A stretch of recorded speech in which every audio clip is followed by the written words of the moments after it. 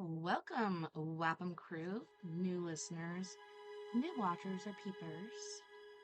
Secure your tinfoil hats, buckle down tight, and hold on loosely as we soar over the rocky tops of the La Platas on a Rocky Mountain high, get sucked into the vortex of the Four Corners, and settle down snugly at mile marker 420 in colorful Colorado. It is Sunday, August 27th, Monday, August 28th, for those of you across the pond and beyond. Good morning, good afternoon, and good evening to you, and welcome to We Are Paradox Media's Late Night in the Rockies. I'm your host, TessaTNT, and we are broadcasting live from the Mile High Clubhouse tonight. I'm just looking over here on Twitter. So, if you're watching live right now, you may be watching us on YouTube under We Are Paradox Media, Twitch, as well as Twitter under me. So I believe, so you can find me at TessaTNT under Twitter. I'm trying this out on Twitter instead of Facebook because we don't really have a lot of people going over to our Facebook page and checking it out. And just the other night, Mr. Elon Musk was saying if you have a podcast, then put it over here on Twitter, which is now called X. You'll get a lot of followers. So I'm just testing it out, seeing is that actually true? Is there going to be more followers or viewers on Twitter or X, as it's now called, more than Facebook? So I was doing it on Facebook on my own page, but it's kind of creepy, like giving out that information to people I don't know, because there are stalkers out there, but you never know. Maybe this could work. So we'll see how it goes.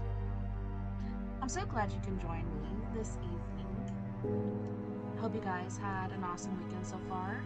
We've been getting a little rain off and on, and so it's a bit hot and humid here in the hot box. And my earrings keep doing funny things. But I decided to wear this dress here that I got in honor of those in Lahaina and just the struggles they're going through. I really feel bad for them. And I hope things, start to turn around and all these different conspiracies and such that we've been hearing won't be happening. Like the 15-minute, city. And, I mentioned last night that Oprah Winfrey, when I wrote this down on Tumblr, she's been buying up property like a trending bestseller. Oprah has a 520-acre plot for $3.89 million she purchased in 2023, then another 330 acres for $2.47 million, not to mention the two 10-acre patches for $100,000. The fire burns nearby but leaves the rest of her acreage basically unscathed. This also happened with land around her Montecito home. Everything burned but her property, and she bought acreage then and again after mudslides decimated the rest of that. So there's decimation, acquisitions, and the timing is just really unprecedented. It's pretty insane. So if you're listening live right now, you may be listening to us on KPNL Radio, which you can find on KPNL Radio at kpnl-db.com. You may also listen to us live on eTalk Radio, which you can find on etalk.tv/radio. If you want to listen to us in your free time, whether you're working it, or working out, you can find us under We Are Paradox Media at Spreaker, Twitter, which is now X, and that's under, like I said, at TessaTNT, Spotify, Apple Podcasts, Google Podcasts, iTunes, iHeartRadio, Facebook, Castbox, Tumblr, SoundCloud, TuneIn Radio, Deezer, Podcast Addict, Podcast Chaser, Podvine, Podbean, Owltail.com, GeoCern, VLC, Amazon Music, and Audible Audio. tonight I have a treat for all my fricky-dicky friends out there. Tonight, we're gonna do story time with me, TessaTNT. So, generally, we be doing our book, The World's 100 Greatest Mysteries, Strange Secrets of the Past Revealed.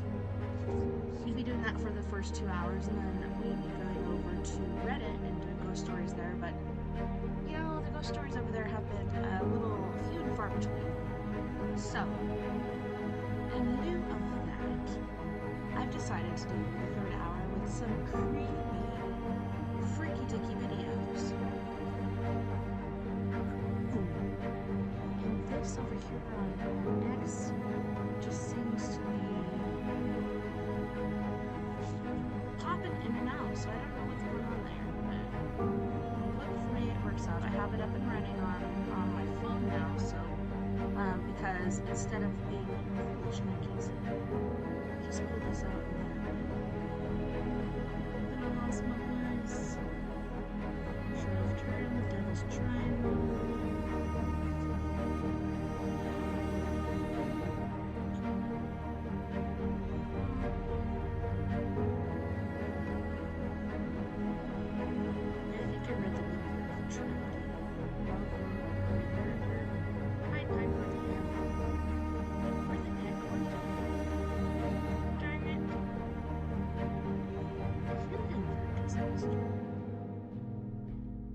Of the diamond. Let's start there. Actually, I think we were on the Tunguska explosion. Bavaria's Mad King. I'm not sure where exactly we are here, but I think we'll start on Bavaria's Mad King and go from there. The Tunguska explosion is kind of tempting me.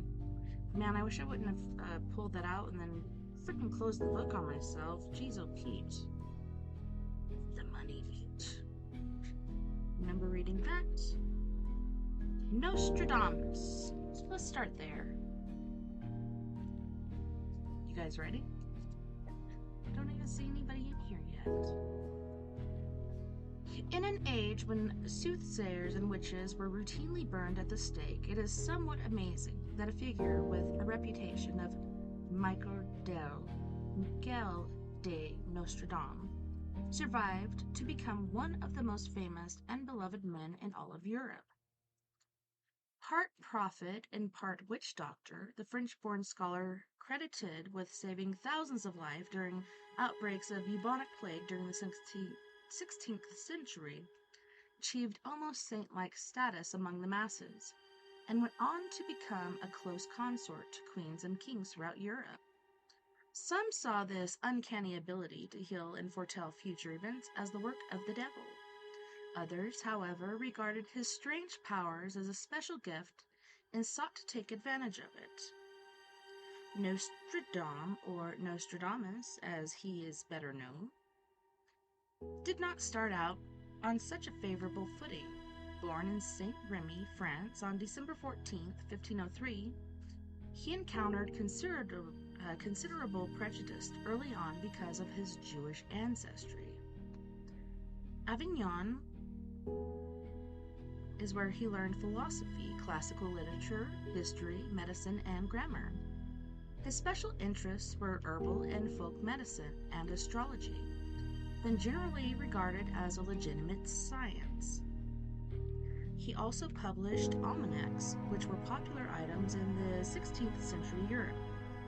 Nostradamus's almanacs became bestsellers filled with the usual predictions about weather and crop conditions, but also containing secret prophecies that made them widely and wildly popular throughout France and much of Europe. When the plague struck France in early 16th century, he stopped publishing almanacs and went to work treating patients by administering his special concoction, rose pills. Hello, Robert. Which consisted of ground rose petals, sawdust, iris, cloves, calamus, and lignalos. He refused refused to bleed his patients, the customary treatment for everything from minor colds to Black Death.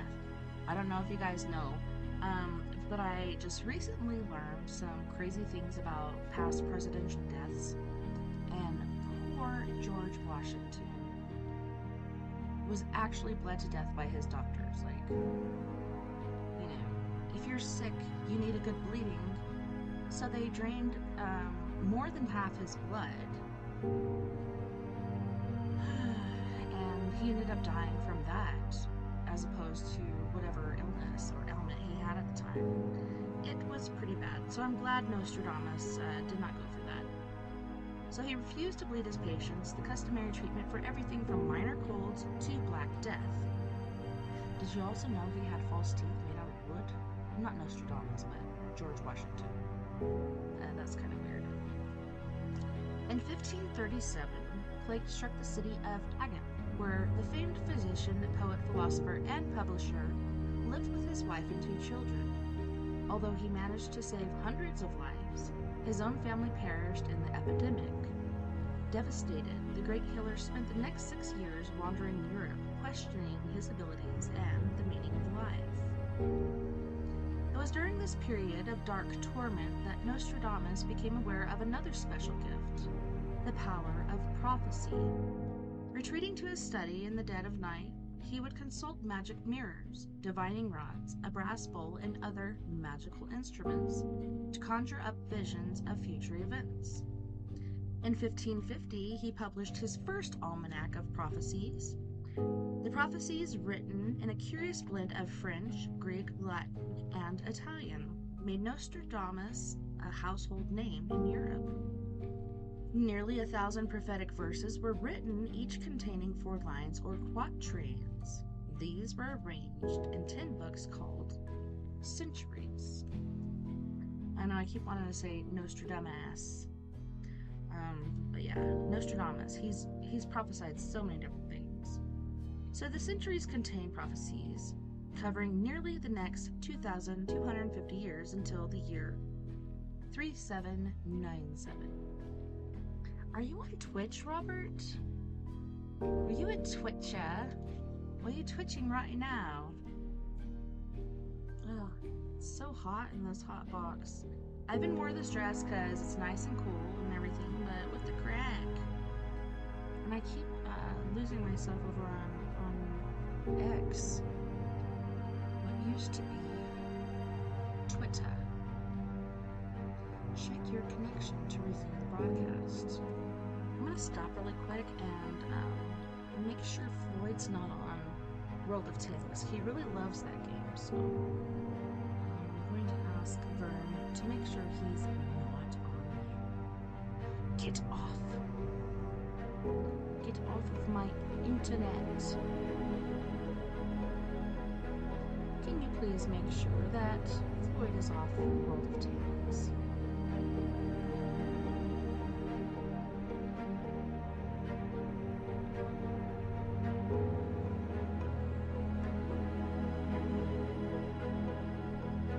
Hopefully that works. I don't know what else to do.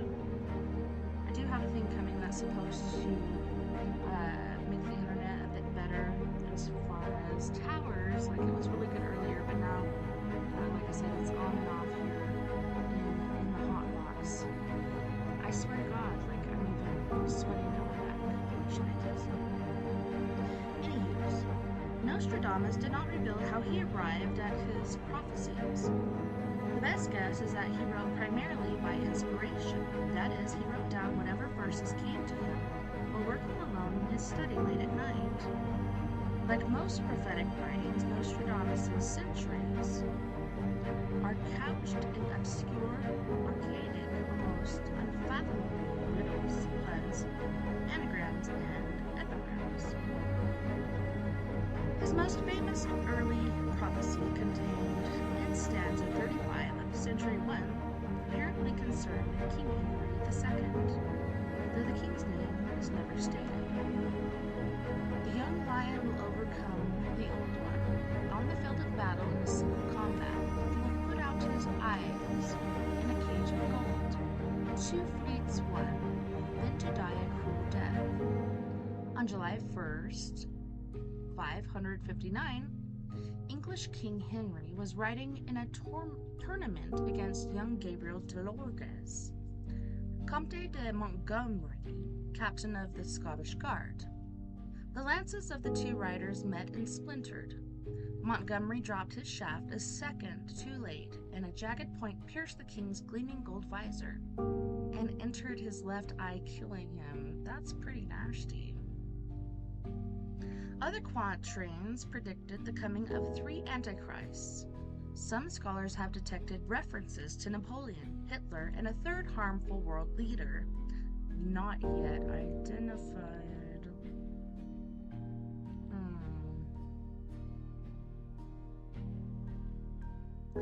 The verse also has been said to refer to the overthrow of the Shah of Iran and the rise of Saddam Hussein of Iraq. Some contemporaries saw Nostradamus' prophecies as a curse and burned him in effigy. What? The Catholic Church also took a dim view of the prophecies, especially when they turned out to be bad, and threatened to burn him. Of course the Catholic Church doesn't like it. They hide so many things from us. But I'm excited at the notion that they are going to retranscribe the Bible. That could be good, that could be bad, but there's so many things that are left out or omitted, and so many things added due to the will of man. So hopefully they come back with a really good rendition of it, because I'd like to see that.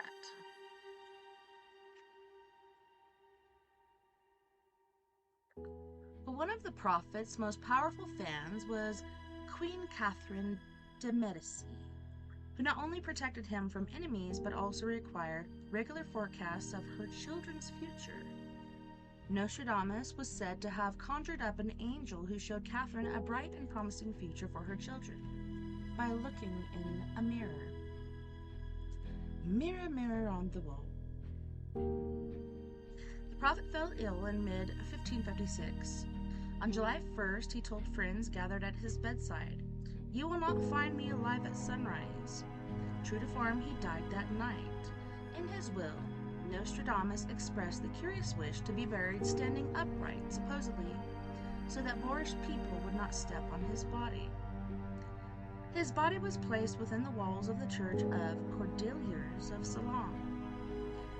The Latin inscription on his tomb reads, "Here rest the bones of the illustrious Michael Nostradamus, alone of all mortals, judged worthy to record with his new divine pen, under the influence of stars, the future events of the entire world." Death of the Wonderkind. He was the wonderkind of his age, a brilliant, brooding child, genius whose dazzling symphonic and operatic compositions made him an international star long before he was old enough to shave.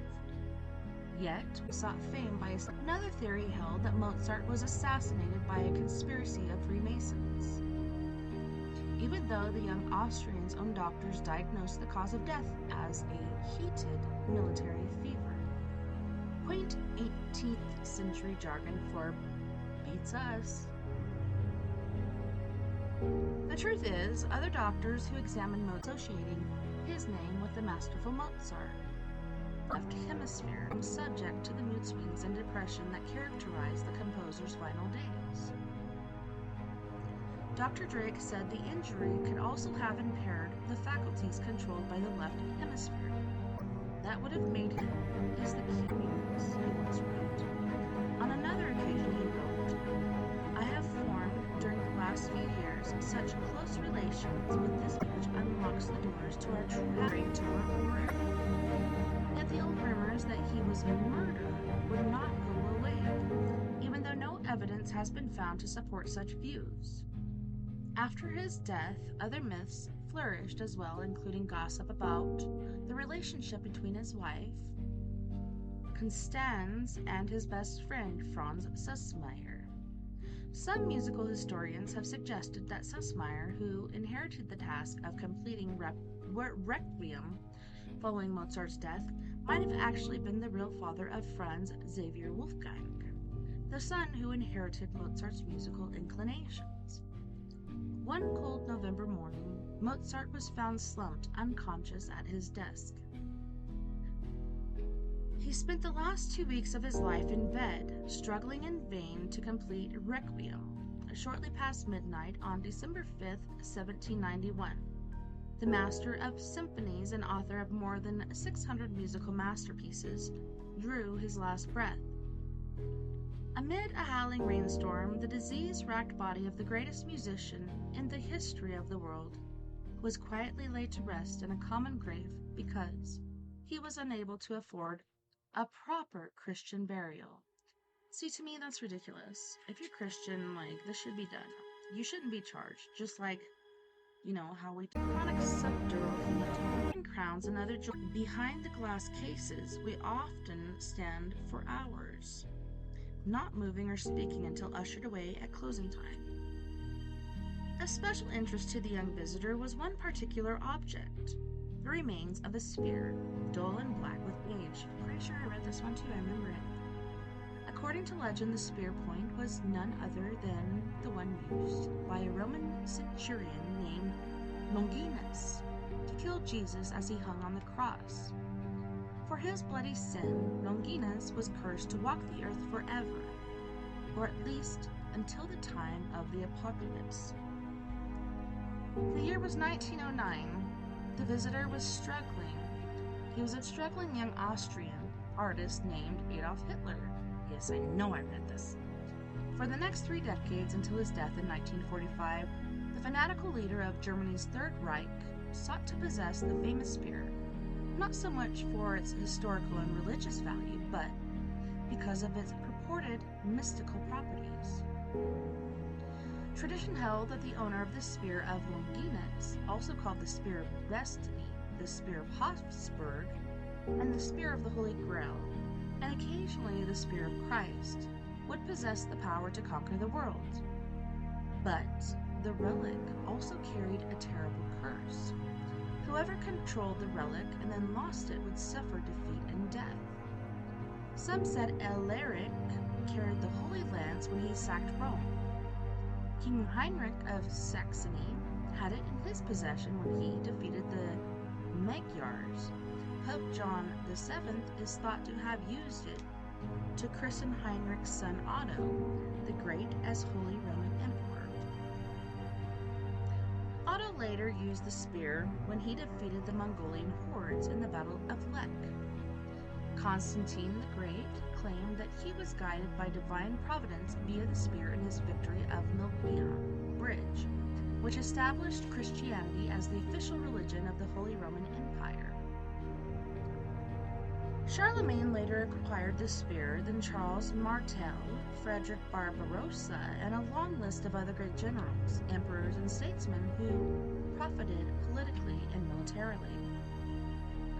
Some lost the lance and paid the price. Charlemagne died after accidentally dropping it. Barbarossa drowned while crossing a river after letting the lance slip from his hands into the water.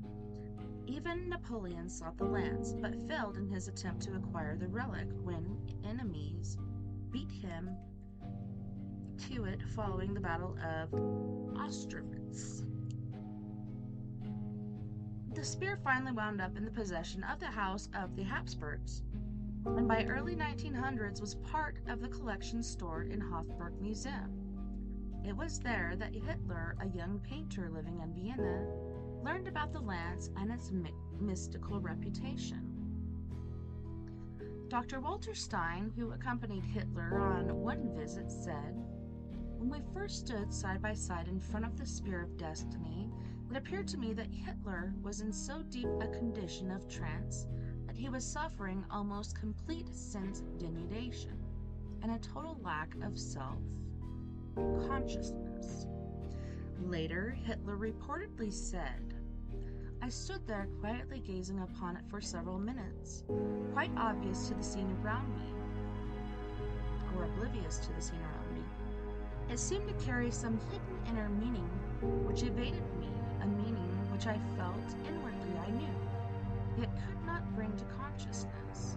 I felt as though I myself had held it before in some earlier century of history, that I myself had once claimed it as my talisman of power and held the destiny of the world in my hands. Some historians say that Hitler saw the lance as his mystical connection with generations of conquering Germanic leaders that had come before him. Soon after rising to power as Chancellor of Germany, Hitler moved quickly to annex Austria into his Third Reich. One of his first actions was to claim his Spear of Destiny from the Hofburg Museum. On October 13, 1938, the lance was loaded onto an armored train and sent to Nuremberg, part of the Nazi movement. There he kept it in a vault at St. Catherine's Church throughout most of the war. To protect it from Allied bombing raids, Hitler had the mystical relic moved to a specially constructed vault beneath Nuremberg Castle.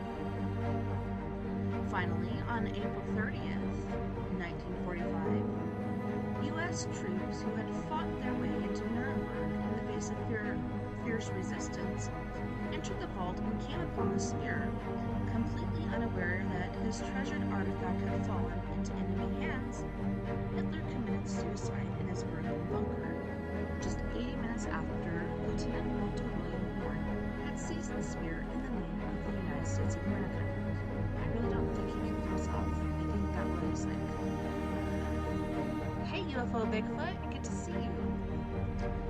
No, but I'm pretty sure he lived and then moved to Argentina and kind of hid out there for a while. I don't know if you guys have seen that on the History Channel, but they had Nazi camps there too, trying to make these Argentinian people Nazis to fight against the United States, which never really happened, but, you know, dream a little dream if you may.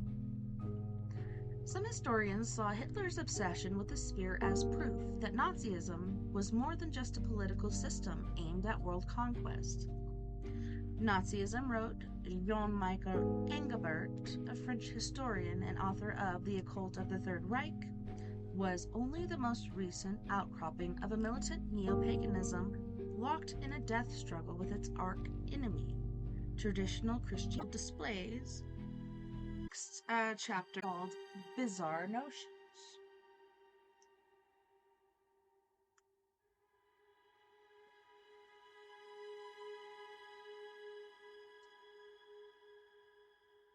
Snowball Earth. Millions of years ago, the Earth was a giant snowball, a barren blob of dirty gray ice and rock floating lifelessly through the primordial void. Then one day, the ice began to melt, slowly at first, then faster and faster as temperatures rose and mile-deep glaciers dripped northward. And then it happened again. Another thick blanket of ice moved down from the Earth, wrapping the frigid planet in a crusty mantle of glaring white ice, unleashing the sudden thaw that led, supposedly according chemosynthesis. Glaciers melted, temperatures, and the abundance of water led to the rapid development of new species around the planet. Thanks, UFO Bigfoot. I'm glad you joined us. Now I don't feel so alone. I got Robert here too, I think he's still here. Let's see. But yeah, if you don't know, this is the book we're reading. Rivers flowed wild, rise in here. It's freaking hot. One of the biggest mysteries in science is what caused each of these ancient ice ages to end. I think it's the rotation of the planet, so every so odd, millions of years, the Earth tilts its axis and moves about. And we've had a little bit of a tilt, and a few things have changed, but I don't know. Like scientists are saying we're going to go through another ice age soon, and I'm really not looking forward to it, but have a bunch of clothes, just in case. Chemical and isotopic analysis of rocks laid down in parts of Africa shows that the Earth went through at least 4 deep ice ages, each lasting millions of years. As more ice formed, the colder the Earth got. Yes, we read that. The dropping temperatures and icy glare reflected the sun's heat back into space, causing the planet to get even One of the biggest mysteries in science is what caused each of these ancient ice ages to end? As glaciers grew bigger and thicker, why did temperatures continue to fall, transforming the Earth into a permanent snowball? Some scientists theorize that a sudden rise in the amount of carbon dioxide in the atmosphere, perhaps belched up from volcanoes, created a temporary greenhouse effect that led to a rapid rising of temperatures and the bloom of a new species. Sea-dwelling snails and worms may have hastened this process along by stirring up carbon-rich sediments in the ocean. Dastardly snails. Another theory is that overturning ocean currents release large amounts of carbon dioxide trapped on the ocean floor. According to Dr. Alan J. Kaufman, a geophysicist at Harvard University, this process would have warmed the planet significantly. What would cause the water to turn over and liberate carbon dioxide from the depths of the ocean? Mid-ocean rivers are continually emitting gas, said Dr. Joseph L. Kirschmink, another Harvard researcher. At some point, the buildup of gases might have become unstable, and like champagne surging from a bottle, this could have created an explosion, an explosive upsurge of water that would have fractured the ice above and released carbon dioxide into the atmosphere. This scenario suggests that carbon dioxide spewing into the air trapped heat from the sun and contributed to the planet's steady warming trend. I don't know if you know, but Antarctica used to be a tropical place. I told my kids, due to the heat and stuff, let's move to Antarctica, but I'm not in a hurry. We got some time. We got some time to go.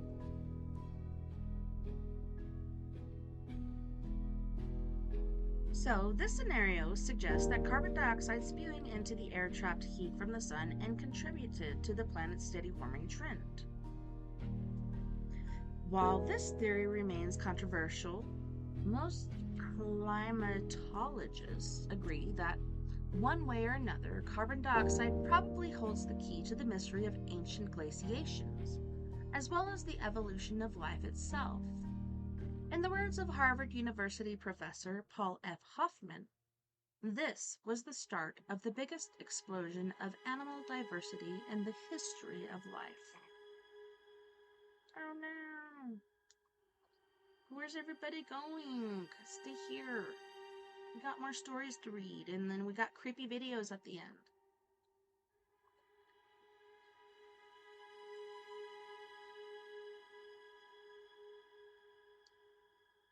Cosmic invaders.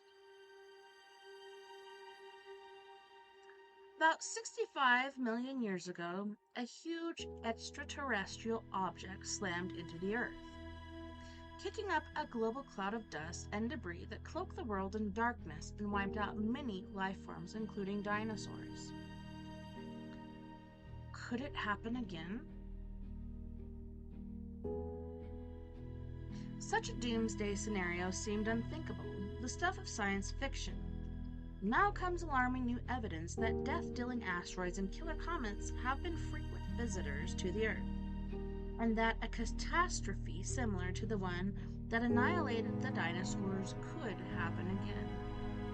I don't know. Did you guys see that movie Armageddon? Sorry. That's how my sister used to say it. I want to watch Armageddon. Yay, UFO Bigfoot. I'm glad you're still here. Yay!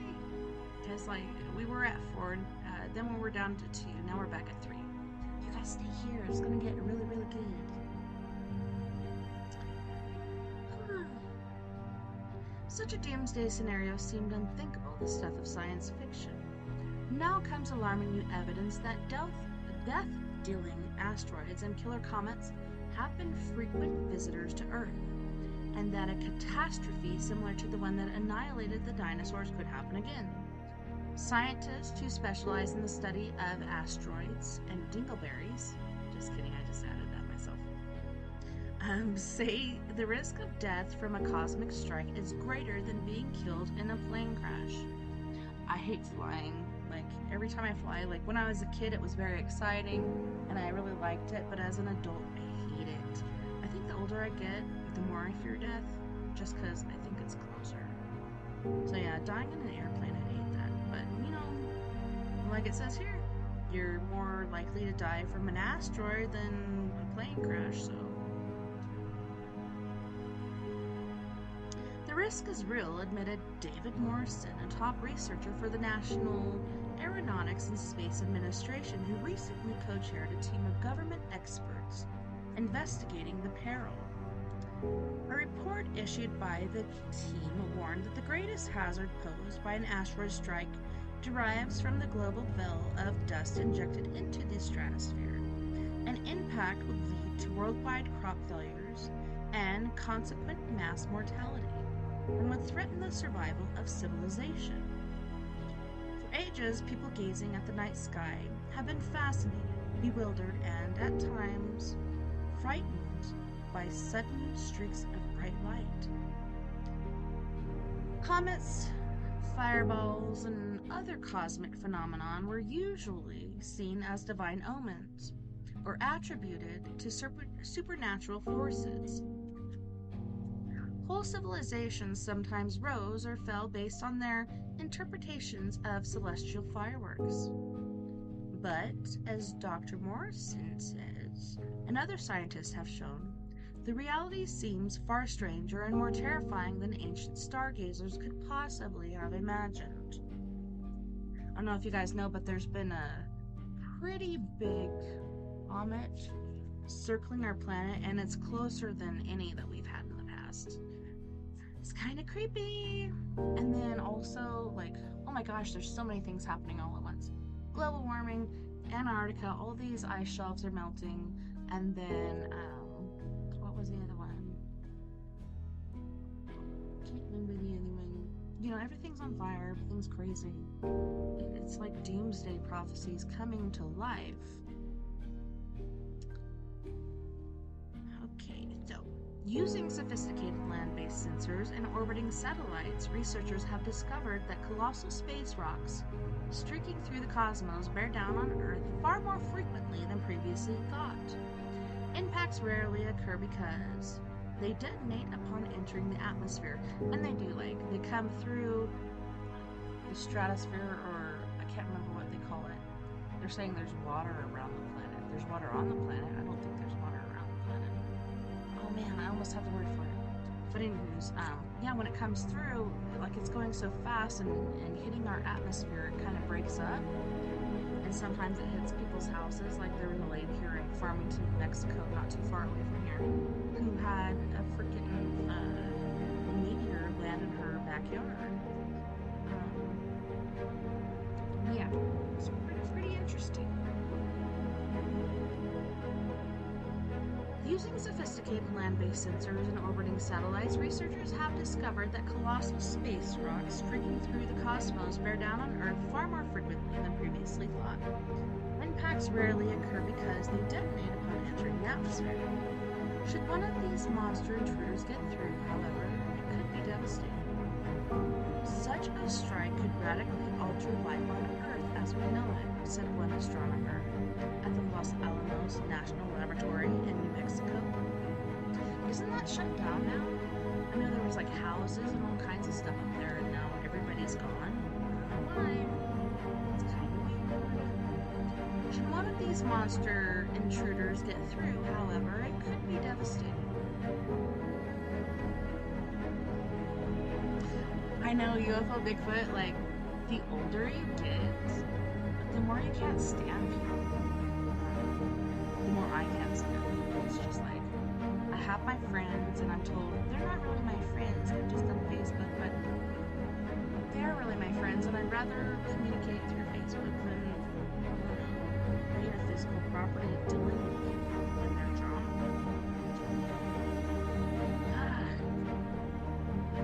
Except for my girl Mia, we got to hang out with her, and that was pretty cool. We even got sucked into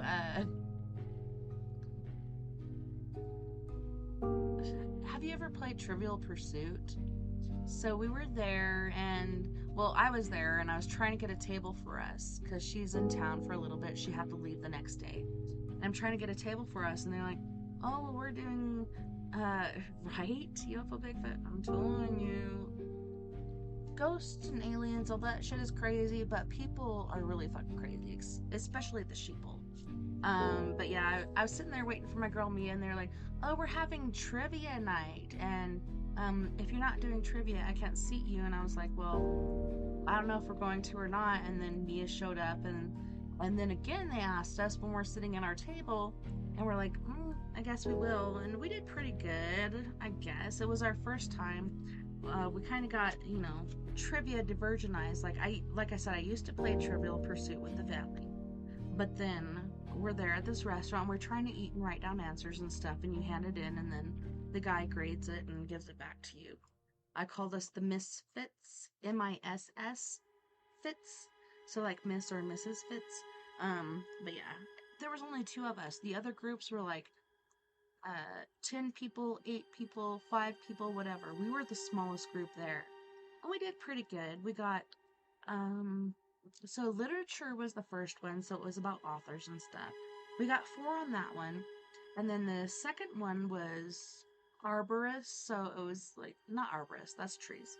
It was about birds. And we got 8 on that one because we're kind of like bird people. And then the third one was arts and artists. And we got 4 on that one too, but it was pretty interesting. We got our trivia cherry popped and had some really good food.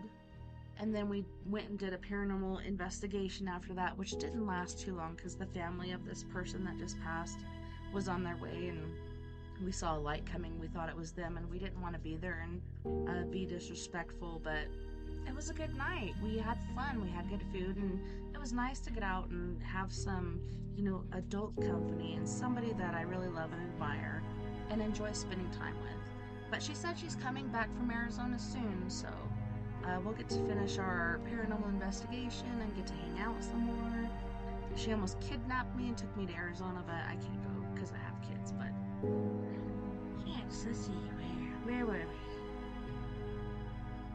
Until recently, it was believed that the rocky objects anywhere from a few feet in diameter to 90 or so feet wide strike 7 or 8 times a year. New evidence indicates that the bombardment occurs more often, perhaps 12 to 15 times annually. These blasts light the sky with brilliant fireballs, but are rarely seen because they often occur over the sea or uninhabited land. I saw one, excuse me, like a year or 2 ago, and I think it had certain things on it because as it came through the atmosphere, it wasn't straight down, it was going like this, and we were heading from Bethel to Durango. Baytucky is what I like to call it. But yeah, we were heading into Durango, and here it comes streaking across the sky, and it was like this really pretty blue and green color. It was so pretty. I wish I could have found it. Like, I want to go out with a magnet stick and find these different meteorites because they're worth a lot of money. Ooh. In 2012, you're talking about orange orbs. There was one that followed us.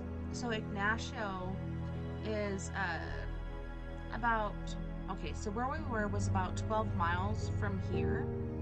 And we were at the motorcycle rally, and I was pregnant at the time, and I had my 2 daughters in my 78 Gran Torino, but I had to get them out of there because after a certain hour, like, titties start flying and all kinds of crazy stuff starts to happen at the rally. So I'm taking the kids home, and Nova's like, Mom, there's this orange ball following us, and I'm driving, so I'm like, "Hey, sissy, I'm driving, like, I can't look at it right now." But as soon as I got to the end of Rainbow Road and I stopped at the stop sign, I got out, and she's like, "What are you doing?" And so I was just getting out to look to see what she was talking about, and like Lauren Fitton said, like, put your fist out. How big is this orb compared to your fist? Well, it was a bit smaller, but it was only like 20 or 30 feet up in the sky. And then, so that was in August. Wait, no, September. The beginning of September is when the rally happens. They're trying to do it again, but I don't think it's going to be as good as it was before. Anywho's, so then I had my son. I gave birth to my son, and I'm sitting there breastfeeding him, and I'm looking out my back door. Now it's windows. It used to be a sliding glass door, but we put windows in instead and got rid of that sliding glass door. But I wish it was cold-guided, like a spherical thing with fire flowing through it, coming at a slow walking pace down the fence. They saw the same thing I did, but my husband saw an orb with a humongous bat in it, flapping its wings at a very slow rate of speed. So freaking weird. But yes, I've got videos of UFOs here, I've got pictures of UFOs here, like it's pretty intriguing. They are out there and they are watching us. I don't know why they're collecting all this information, but it's pretty intriguing. Alright, let's see where we're at. Should one of these monster intruders get through, however, it could be devastating. Such a strike could radically alter life on Earth as we know it, said one astronomer. Until recently, it was believed that the rocky objects anywhere from a few feet in diameter to 90 or so feet wide strike even 7 or 8 times a year. I read that. These blasts light the sky with brilliant fireballs, but are rarely seen because they often occur over the sea or uninhabited areas. Dr. Douglas O. Revelle, a meteorologist at Los Alamos, said, at a minimum, these cosmic intruders produce blasts as big as a nuclear warhead of 1 kiloton, equal to 1,000 tons of high explosive. In 1908, for example, the speeding object exploded over Siberia with a force of some 20 hydrogen bombs. The resulting shock wave flattened hundreds of square miles of forest and reverberated around the world. A similar impact is thought to have occurred in Arizona about 20,000 years ago. And I don't know if you guys have noticed also, like, I think it's either explosions from, these meteors or asteroids or whatever hitting the Earth, but in the icebergs, you can see, like, I want to paint my car like a pearl white with like an iceberg undertone. So when you look at it from a certain angle, like it looks iceberg blue, which is one of my favorite colors. But going back to the icebergs, have you guys noticed that dark layer in there? Like that has to be like volcanic ash or something. That's what I'm thinking. Either volcanic ash or like ash from an asteroid. Left here alone, just a shadow of my erection on the wall. Why won't you answer my calls? Sorry, guys. Well, that was my cue that we actually have to go to music break. So let me save my spot here really quick. All right, it's right there. All right, got it. So on this break, we have Mr. Jeff Hilliard, and I don't know if you've seen him on YouTube, but he's got some epic videos. Check out Jeff Hilliard. Abandoned, they're totally dressed up like an 80s band or whatnot. It's a really good song. Silicone Wave, Finger Bang Your Day, Finger Bang Your Day. Consensual Sex Band, which is another really good one. And then we have Cockroach from the UK with We Play House. You guys don't go anywhere. We'll be right back after this music break.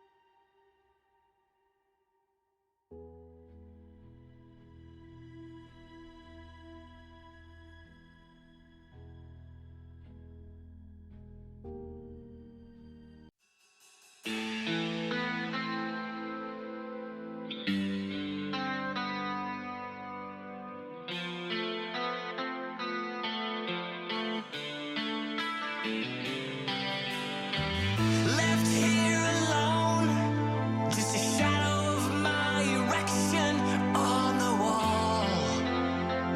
Why won't you answer my calls?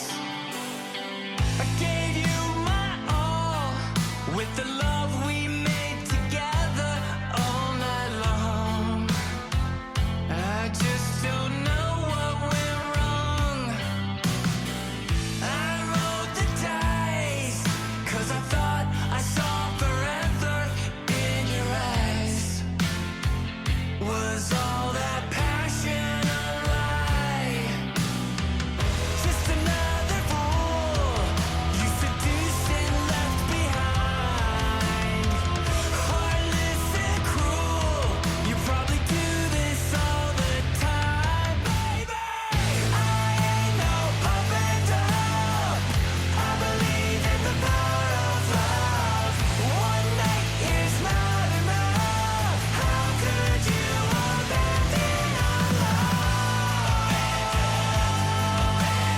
How could you abandon our love?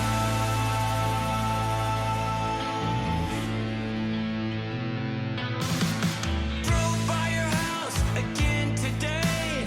Peeked in the window and I saw you smiling. Met your husband and your beautiful family. Tell me, does he know about the way we made love on the night you met me? At Johnny's Tavern at 11:37 last Thursday. You said hello. Are you my Uber driver, baby? I said yeah. Then you asked if I wanted to party. I got an 8-ball from my friend Noel. We trauma bonded in a cheap motel. We laughed, we cried, we came multiple times. The sex blew my mind. I ain't no puppet dog. I believe in the power of love. One night is not enough. How could you abandon our love? You left me high and dry. You didn't even say goodbye. Now I screamed into the night. How could you abandon something that's so right? The way you touch me, the way you love me. Oh, how could you abandon our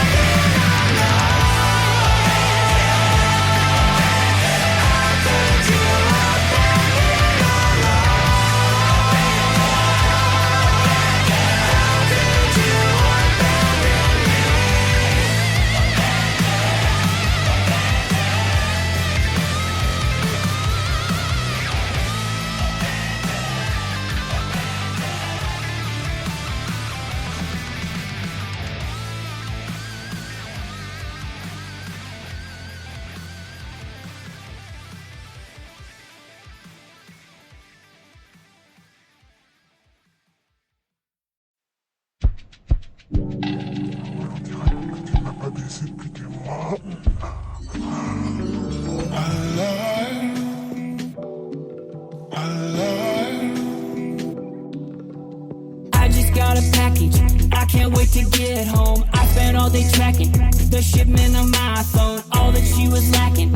I ordered custom. I can't wait to get some. Take it to the bedroom. Bitch is always nagging. Now I got the air. I said this bitch is packing, going my way. I have a new attraction. Don't care what you say, it's better in every way. Now baby, it's time to play. We're gonna make us a tape and show everyone the way. Cause I'm going my way, riding up Silicon Way. The whole scene on the game. With my new real dog, I'm gonna play. Just second way to Mount Silicon Way. She is here to stay. She's my new real dog, and it's time to play.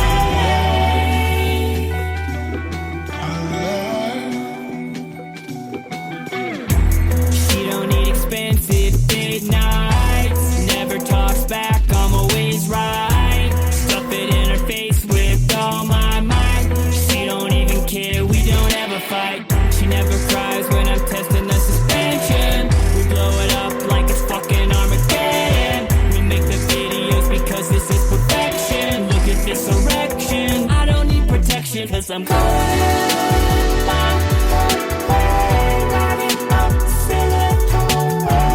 The whole scene on the game. With my new real dog, I'm gonna play. Just second way to Mount Silicon Way. She is here to stay. She's my new real dog, and it's time to play.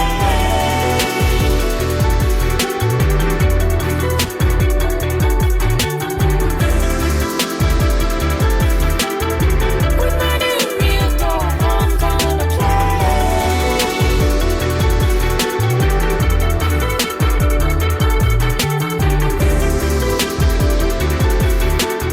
She's my new real dog, and it's time to play. The woman of my dreams. Voulez-vous coucher avec moi? Fais-moi l'amour. Je suis amoureux. Je pense toujours à Enchanté, tu es charmant. ma chérie. Mon Tu es futur gentil. dans une hostie. Tu Ils étaient sur le nipple. es chaud. Fais-moi Like living on a super yacht, making love to a robot. It's like owning a football team, but having sex with a robot. It's like winning an Oscar and Emmy, a Grammy, when you're fucking a robot. It's like saving a family with a newborn from a fire, but you're fucking a robot. I'm going my way, riding up Silicon Way. The whole scene on the game. With my new real dog, I'm gonna play. Just second way to Mount Silicon Way. She is here to stay. She's my new real dog, and it's time to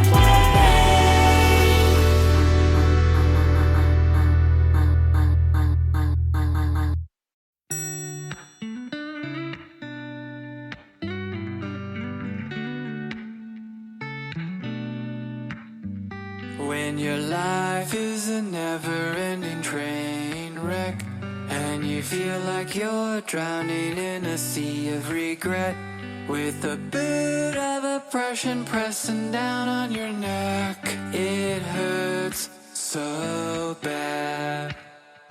When your overwhelming hatred kills your heart's desire, and reality starts looking like a dumpster fire, you start bitching to me, but you're preaching to the choir. You don't need to be so mad. 'Cause sometimes we hurt, sometimes we cry, sometimes we're sure there's no reason to try. When the whole world goes completely insane, open your heart, stand up and sing. I'm gonna finger bang my day. Yeah, yeah. I'll finger that's right. You gotta make the choice to give it all you've got, and make your day long with pleasure, really make it hot. Because your day deserves a lover that pulls out the stops. Come on, it's not so hard. 'Cause sometimes we hurt, sometimes we cry, sometimes we should. There's no reason to try when the whole world blows up in our face. What else could we do but stand up and sing? I'm gonna finger bang my day. Yeah, yeah. Finger bang my day.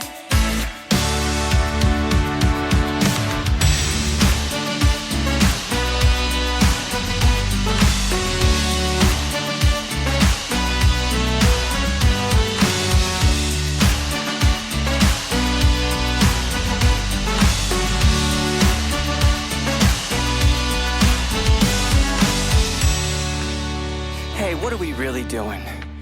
We can't live in a world that has this much hate. We have to get honest with ourselves. We have to take stock in what our part is in all of this madness. We have to let go, and we focus on giving love, setting that intention. And each and every single one of us gets up every day with the intention to give love. And we do it. We go out there and we give love every single day.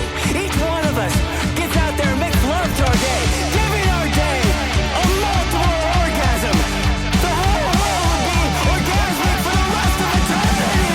Sometimes we hurt, sometimes we cry, sometimes we should. There's no reason to try when the whole world is fucking insane. We open our hearts, stand up and sing. I'm gonna finger bang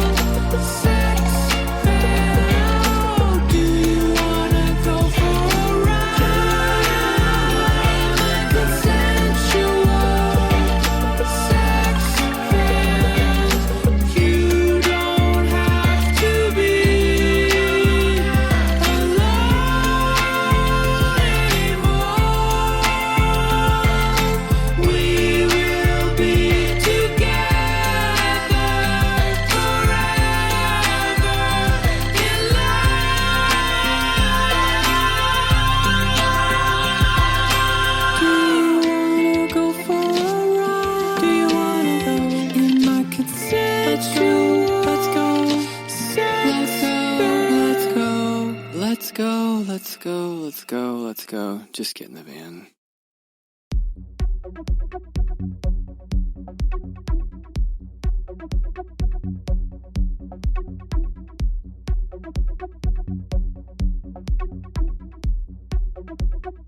We play house.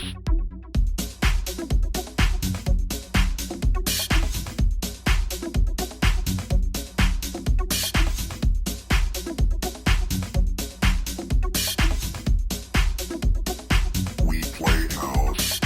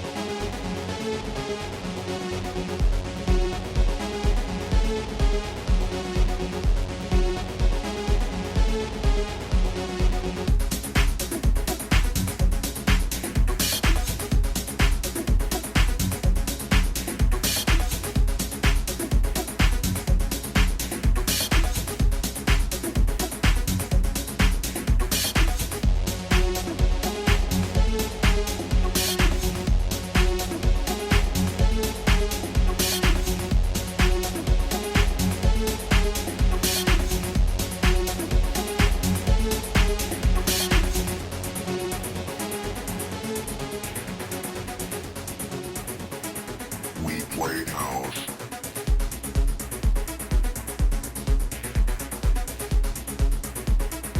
We play house.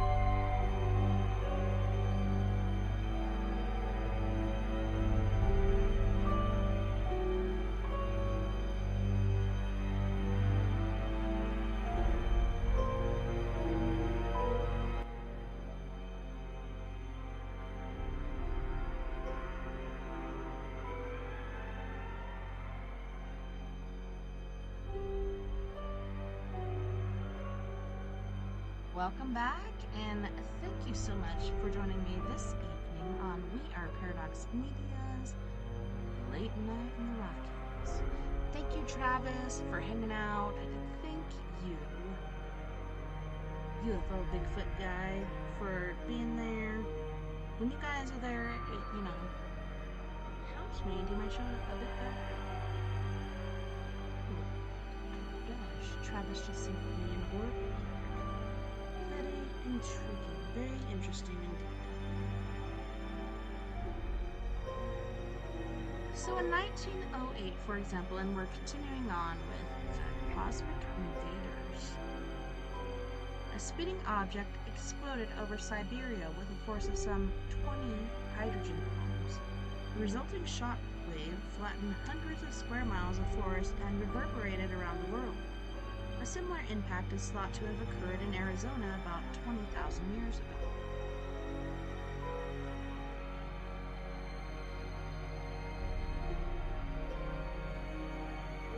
In the 1980s, a team of astronomers proposed that the planet faces great danger from these giant cosmic intruders. Secret data released by the military after the end of the Cold War seemed to confirm those fears. In 1993 and 1994, for example, once secret information showed that Earth had sustained 136 explosions high in the atmosphere from 1975 to 1992. An average of 8 a year, the blasts were calculated to have intensities roughly equal to 500 to 15,000 tons of high explosives, or the power of small atomic warheads. Today, Los Alamos monitors dangerous cosmic activity.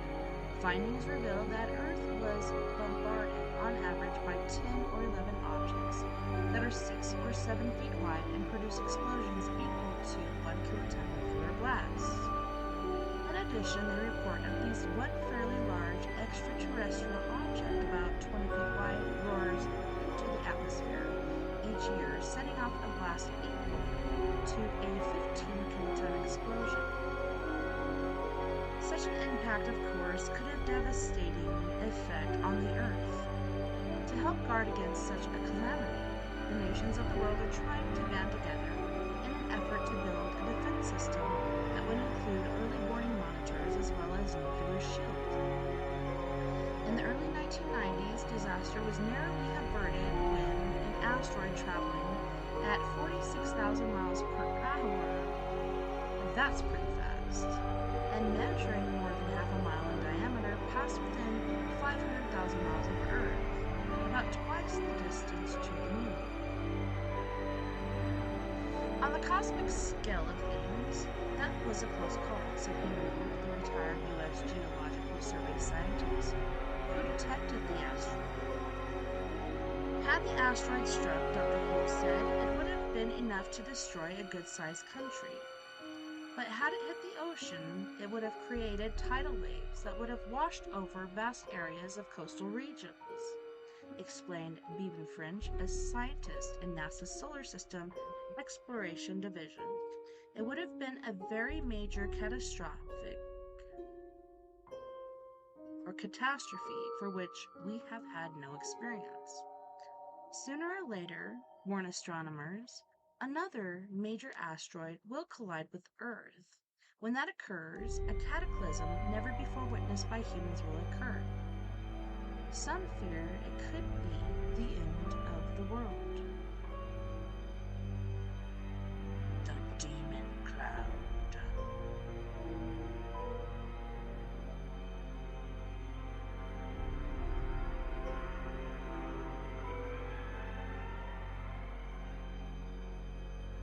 Something horrible happened on the morning of August 16, 1984, near Lake Nyos, in the African nation of Cameroon, according to witnesses. A demon cloud rose from the dark waters and sucked out the souls of more than 1,000 villagers on their way to work. Survivors say it came at dawn and struck without warning. I think I've heard about this before. There was nowhere for anyone to hide, nowhere for anyone to run, one terrified witness told an American newspaper reporter. The demon cloud engulfed them all and sucked out their spirits. I believe this was a water hole, and even like houses around this water hole, hello Travis, were affected. Like, you know, the carbon monoxide or dioxide, whatever it was, like creeped into their houses and killed them while they were sleeping. And like I said, people that were getting up early that day to go to work were affected as well. Alright, so government officials suspected terrorism was behind the deaths. It was a time of political unrest, and armed bands of guerrillas roamed the backcountry creating havoc. But scientists insist that the spirit was a lethal cloud of carbon dioxide, gas belched up from the bottom of the lake. Dr. David M. Roth, a former professor of paleontology at the University of Chicago, said, the carbon dioxide theory offers the only plausible explanation for the catastrophe. It's a good thing that someone has brought up this possibility, he told the New York Times. I think we're on the right track. Periodic eruptions of carbon dioxide gas have been common in the Earth's long geologic past. In fact, say some researchers, the Lake Nyos tragedy is very similar to one that happened some 250 million years ago, when about 90% of the planet's animal species were wiped out.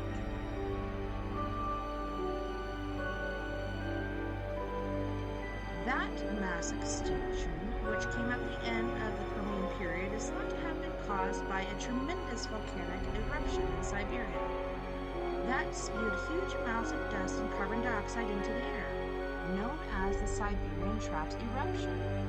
That event helped reshuffle this Blacksburg believes that the Permian mass extinction could have been touched off by the impact of an asteroid, such as the one believed to have wiped out the dinosaurs 65 million years ago. Although the conditions that may have made the Permian seas a killer probably do not exist in modern oceans, certain inland lakes with high levels of carbon dioxide dissolved in deep water pose threats to nearby people and animals. It's still a theory, but a very acceptable one at the moment, noted Dr. William C. Evans of the United States Geological Survey. Chemical surveys at Lake Nyos showed that the content of the water was 96% carbon dioxide, an unusual discovery since decaying organic matter usually causes an equal mixture of carbon dioxide and methane. The study further revealed that the mixture appeared to be volcanic in origin. The leader of the team of investigators, Harald Dürer Sigurdsson of the University of Rhode Island, thought he had located the culprit at the bottom of the lake Manau, the smoldering volcano. In Dr. Sigurdsson's mind, the volcano had perhaps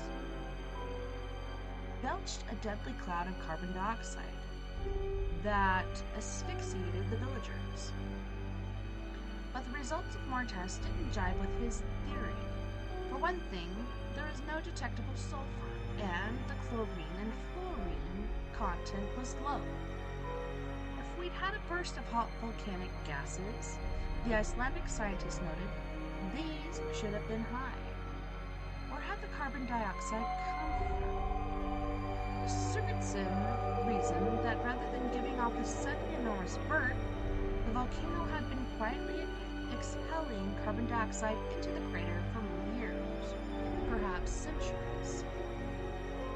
Because of the increased pressure at that depth, the water can hold much more gas than usual. The bottom layer of the lake had become supersaturated with the deadly mixture.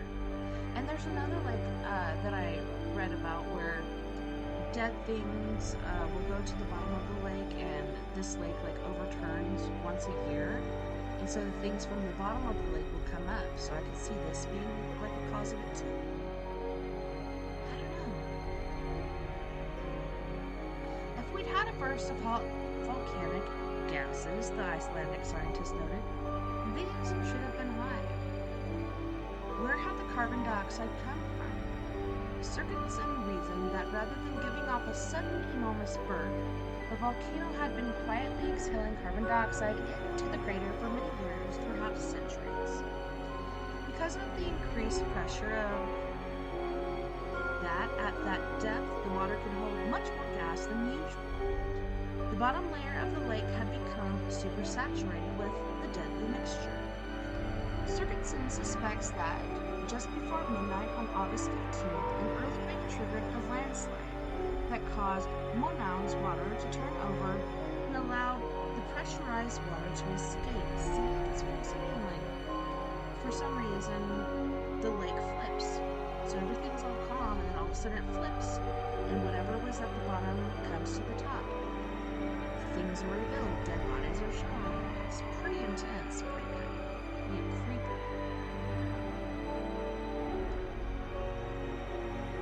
Because of the increased pressure at that depth, the water can hold much more gas than usual. The bottom layer of the lake had become supersaturated with a deadly mixture. Sigurdsson suggests or suspects that just before midnight on August 15th, an earthquake triggered a landslide that caused Monaun's waters to turn over and allow the pressurized water to escape. The result of the runaway pressure decrease was powerful enough to cause a 15-foot wave, noted Sigurdsson, adding that the possibility of an even larger disaster scuttled an energy project at volcanic Lake Kivu in East Africa in the 1970s. Today, more than a decade after Monown exhaled its killer cloud, the people of the region worry if the demon cloud will come again. Scientists share their concern, because it could happen again. You might consider getting further away from the lake, even though lakefront property is pretty nice. Consider your life and your health habits. Some fear that one dark night, when the wind is still and there is a low rumble on the earth, Cameron's killer lake may strike again. The Black Plague. What? Said Travis. Seriously, like, there's dead things at the bottom of waters, and sometimes they get turned over and ripple up. It's pretty creepy, I got to tell you.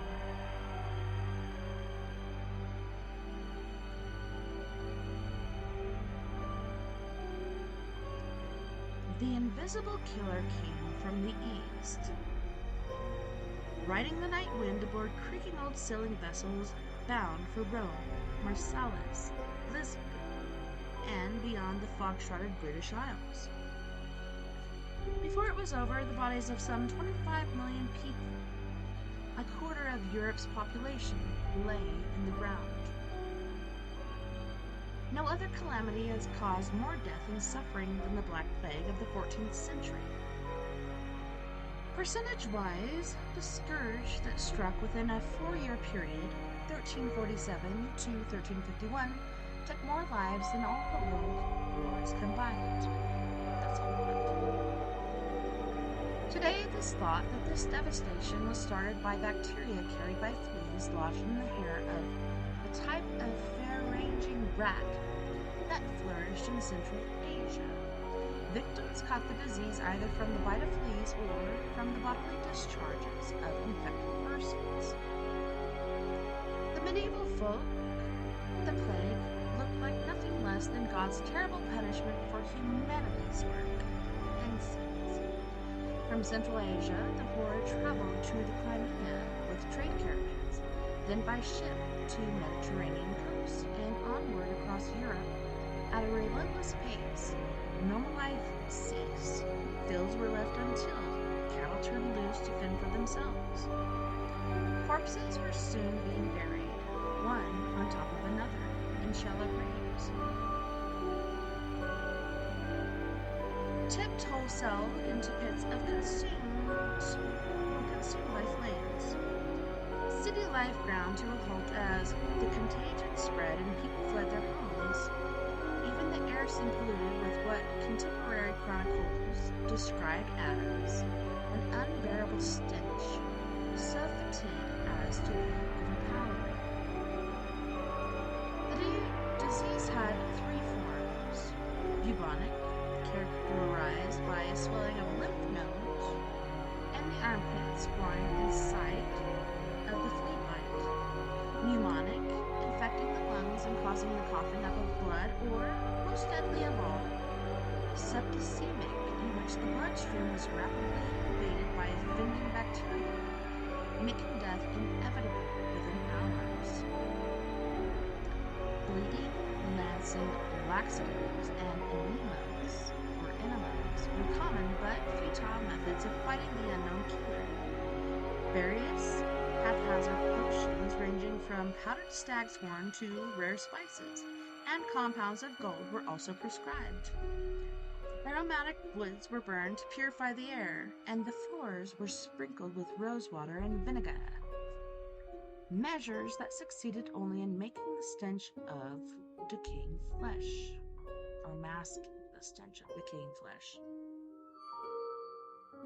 As the Black Death continued its sweep across Europe, bizarre religious sects sprang up, including the Brotherhood of Flagellants, a fanatical cult that had originated in Eastern Europe in the 13th century. It soon spread across the continent. Flagellants believed an angel had brought down a letter from heaven stating that the plague was punishment imposed by God, and that he might be brought to relent only by human acts of self-punishment. The flagellants would set forth on so-called pilgrimages, marching in somber lines, two abreast, eyes fixed on the ground. Each carried boards, which they used to beat each other mercilessly whenever they encountered onlookers. That reminds me of Monty Python's The Meaning of Life or something like that, where the monks come through and they do their chant and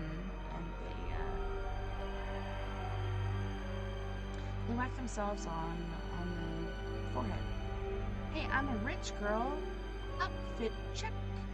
Nice to see you, girlie. Thanks for joining us.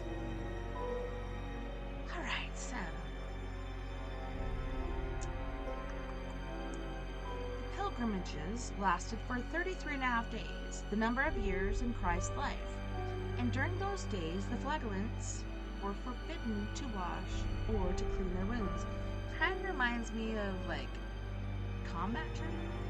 When you're in the field, you can't shower, you're wearing the same old yucky camel outfits, and things start to get really stank. Those poor guys. I feel their pain.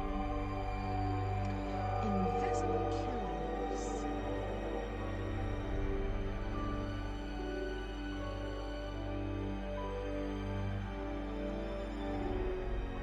For countless cons, they lay hidden in the tropical gloom of the world's rainforests.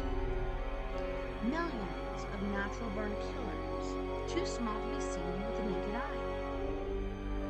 But with the gradual destruction of the ecosystem, many of these ancient predators, highly contagious microscopic organisms, with a ravenous taste for blood, have awakened to wreak havoc on humanity.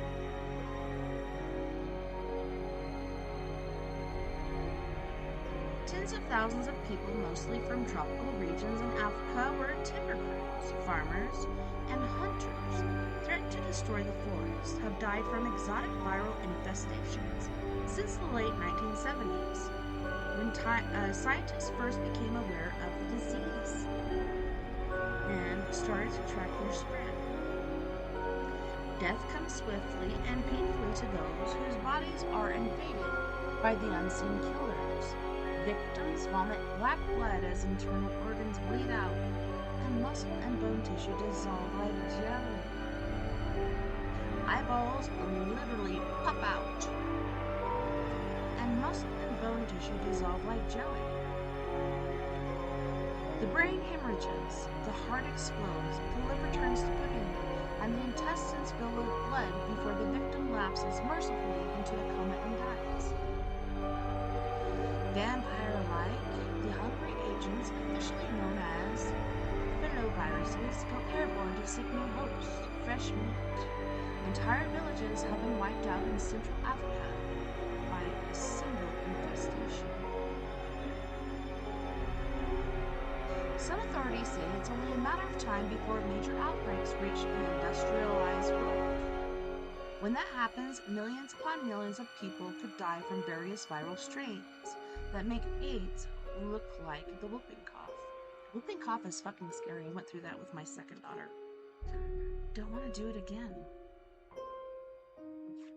In recent years, popular books and movies like The Hot Zone and Outbreak, yes, I turned that on and had my husband watch it when COVID hit, because Outbreak's a really good movie, have brought public attention to the reality of emergent viruses and the potential for disastrous epidemics. While these works created some false impressions, the basic message was clear. Either the world wakes up to the danger and takes corrective action, or it may be the end of the line for the human race. Why is all this happening now? In a sense, say some environmentalists, the Earth is getting even with humans for having disturbed its delicate ecosystem. Centuries of wanton destruction by plows, axes, and bulldozers have upset the balance of nature, and now Mother Nature is exacting a terrible revenge. The Earth is under attack by growing populations of humans, said one microbiologist. The tropical rainforests are only trying to defend themselves. Said Richard Preston, author of The Hot Zone, a terrifying true book about a near outbreak in Washington, D.C. in the late 1980s. Perhaps the biosphere does not like the idea of 5 billion humans. It is beginning to react to the human parasite, the flooding infection of people, the dead spots of concrete all over the planet, the cancerous rot-outs in Europe, Japan, and the United States, thick with replicating primitives, the colonies enlarging and spreading and threatening to shock the biosphere with mass extinctions. Outbreaks of previously unknown viruses, principally Ebola, Marburg, and Reston, are increasing rapidly in tropic zones around the world. Scientists gloomily predict that even more deadly viruses will emerge from the rainforest as civilization presses deeper into the untrammeled regions. I'm sure that we're going to see in the future a lot of new diseases, said Dr. Elaine Georges, a virologist. It's that obvious. Archaeological evidence shows that the current outbreaks are not the first to wreak havoc in tropical lands. In ages past, as humans cleared brush, plowed fields, and pressed deeper into the forests, they stirred up viruses left over from an earlier primeval era. These settlements mysteriously disappeared along with their populations. One possible reason: repeated epidemics of one or more killer diseases.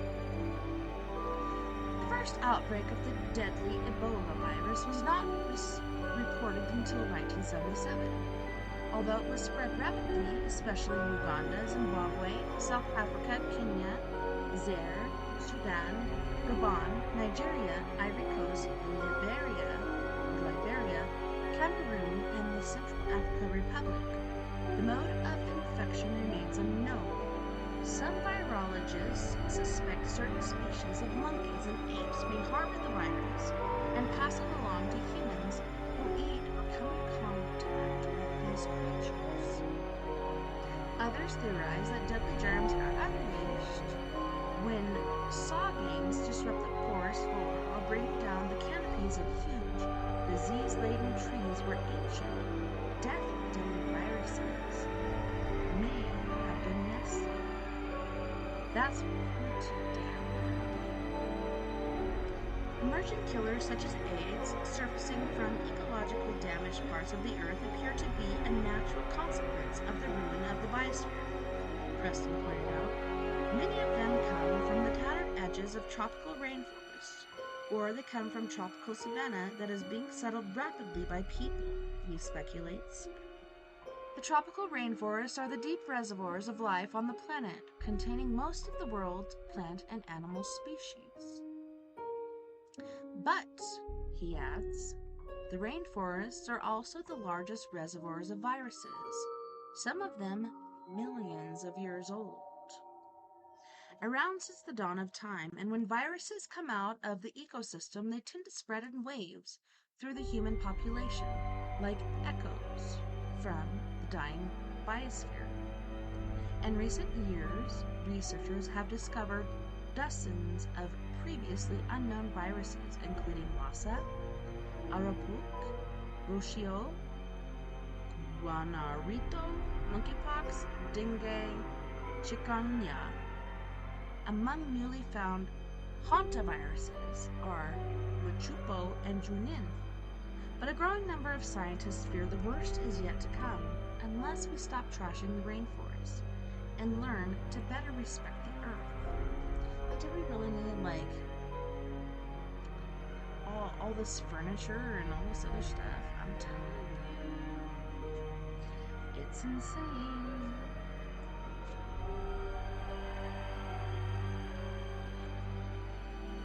Face on Mars. Let's see how we can get through this. When Professor Tom Van Flandern gazes up into the night sky, he sees cosmic remains of ancient empires long dead. The dust of civilizations that flowered and died countless times, eons before humans walked the earth. Hey Truzido, good to see you. Thanks for joining us. According,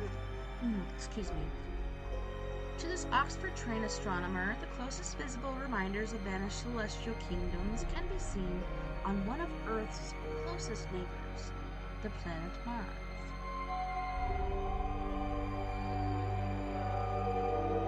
When we look closely, we can see the ruins of an ancient race of people who flourished millions of years ago, Dr. Ben Flandern said. The evidence, he adds, can be seen in a series of controversial topographical formations on the red planet's surface. First photographed in 1976 by a Viking orbiter, at first glance, many of these formations appear to be artificial. Some even resemble ancient Egyptian pyramids. Does that tell you something? They're everywhere. They're all over the earth. The most striking formation, however, is located in the Cydonia region and bears an uncanny resemblance to a human face looking outward into space. This so-called face on Mars has been the subject of intense scrutiny since computer-enhanced images of the photograph were studied by NASA officials in the 1980s. Some scientists, including Dr. Ben Flandern, are convinced that the face was built millions of years ago by an extinct race that colonized Mars after their own planet was destroyed in an asteroid collision. Dr. Ben Flandern believes that the main asteroid belt in the solar system is probably the shattered remains of two planets that collided and exploded between 65 million and 250 million years ago.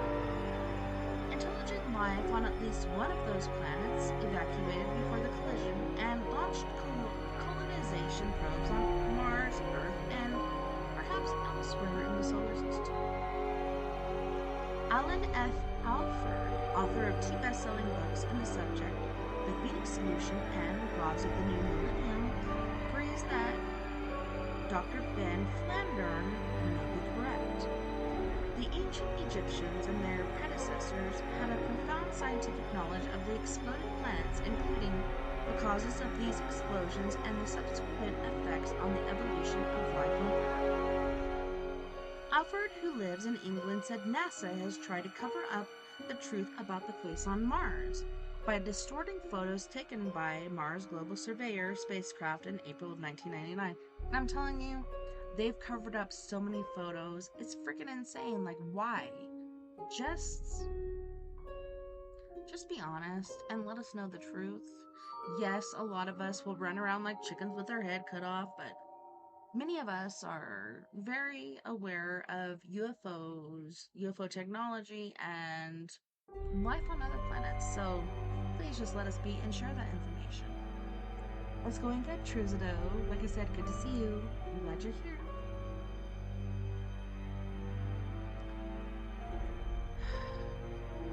Alfred, who lives in England, said NASA. Okay, I already read that. The re-imaging of the so-called face on Mars by NASA's Mars Global Surveyor spacecraft in April 1998 has done little to dampen the vigorous debate on its possible artificial manufacture by an unknown extraterrestrial race, Alfred said. Officials at NASA insist that their face is really nothing more than a natural rock formation, an opinion shared by most astronomers and geologists who have studied the pictures. We humans have an infinite ability to see deliberate images where none exists, commented one NASA official. Why else do so many people every year see Jesus or the Virgin Mary in tortillas, wall stains, or clouds, even toast? Referring to the new image, Chief Scientist Arden L. Albee of the California Institute of Technology was quoted in the Washington Post as saying, "Anyone who has flown in an airplane will recognize that this face is natural." It's a butte, a mesa, a nod, added Michael Ravine, Advanced Projects Manager at Modine Space Site Systems in San Diego, which operated Surveyor's camera. Nothing jumps out at me and screams, "This must have been built by the forces of intelligence." Analyst Tom Van Flandern insists that the base is artificial, built millions of years ago by unknown space colonizers from the doomed world. Do you think maybe we're Martians? There is like the zigzag, like,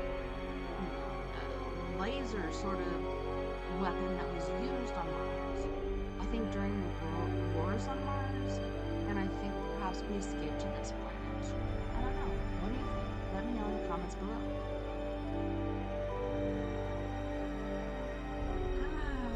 Analyst Tom Van Flandern insists that the face is artificial.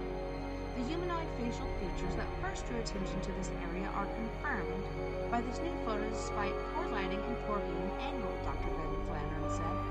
One feature, the headdress, is so much a symmetrical combination of right-angle linear and round features as to suggest artificiality strongly. After its discovery in 1976, NASA observers quietly filed away pictures of the face on Mars, along with hundreds taken on the mission. Two shots from the Viking orbiter, identified as framed 35A72 and 70A13, show the face partly in shadow, which has the effect of strengthening human features.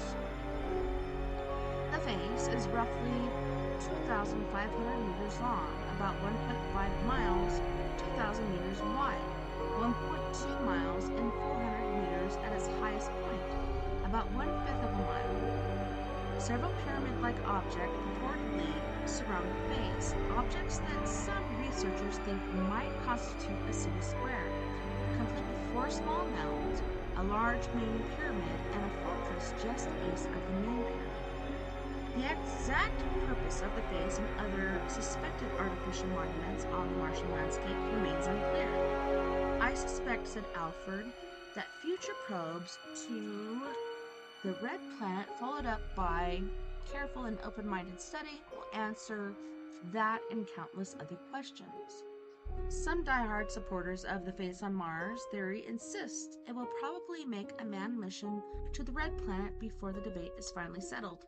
And this book was written, I just looked this up recently. Oh, let me look it up again.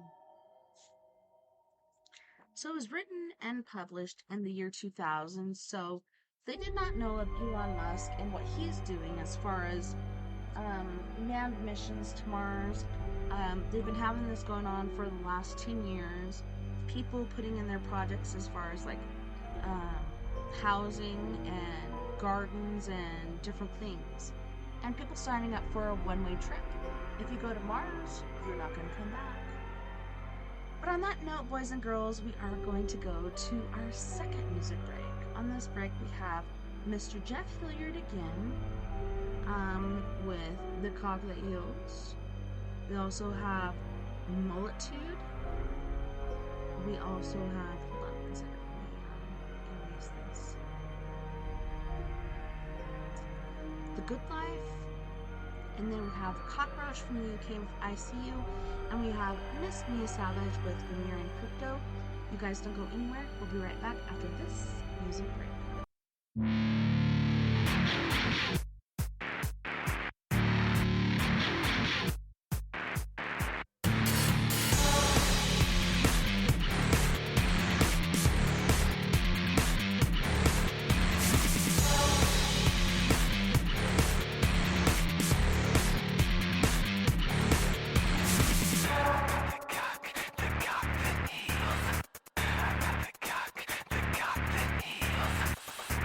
You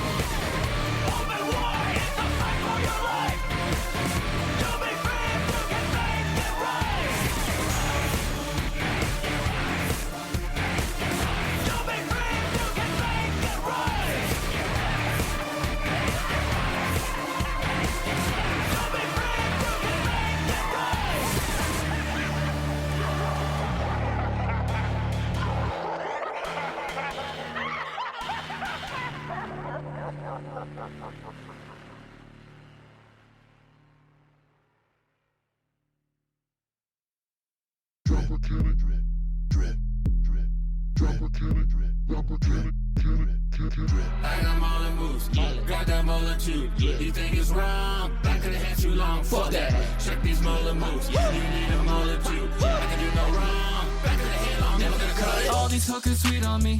Look at them chasing me, showing me that ass. And I banged up snatch. I do this shit for free. Go down your mama till 3. She's taking selfies with the mullet like it's history. How can I maneuver you with that pussy, dude? You sit like Buddha waiting on it to come to you. My lines are straight to the point. She shows me gratitude. So what's your latitude? Let's adjust your attitude. Head with a alligator, double dually Lamborghini. All up in a silly little yellow polka dot bikini. I got molar moves, I got that molar too. You think it's wrong? Back of the head too long. Fuck that. Head with a alligator, double dually Lamborghini. All up in a silly little yellow polka dot bikini. Check these molar moves. You need a molar too. I can do no wrong. Back of the head long, never gonna cut it. Alligator, double dually Lamborghini. All up in a silly little yellow polka dot bikini. You're like the butt of a butter knife cutting up panini. So climb back in your kangaroo pouch like a rolling genie. These moves are hot, these locks I got. This power cannot be disputed and it can't be bought. So you can find me in the studio with all these thoughts. You wanna fight my style, but you can't do what you're not, neighbor. I got molar moves, I got that molar too. You think it's wrong? Back of the head too long. Fuck that. Check these molar moves. You need a molar too. I can do no wrong. Back of the head long, never gonna cut it. Got that motherfucking ballin'.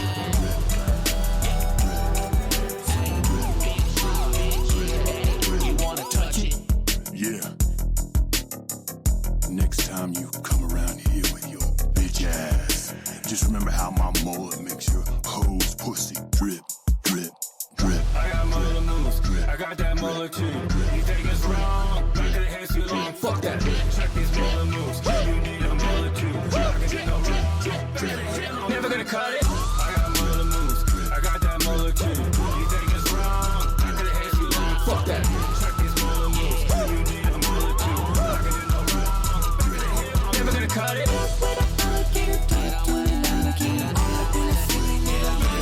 Never gonna cut it.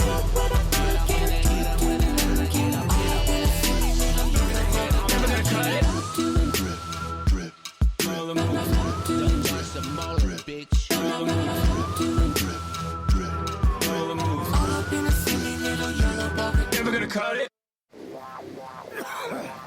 Excuse me! Excuse me!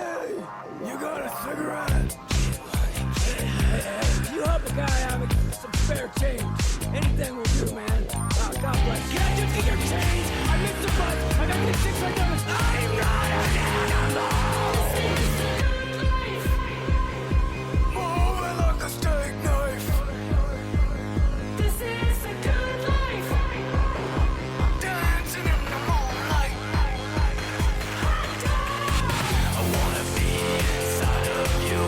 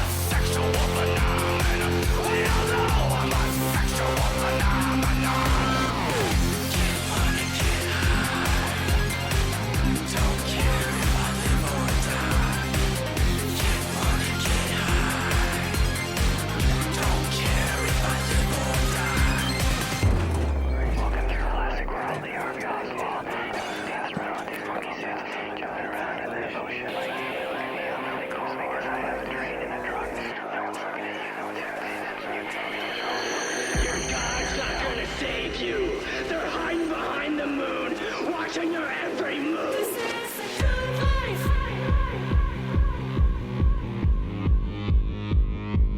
This is the good life.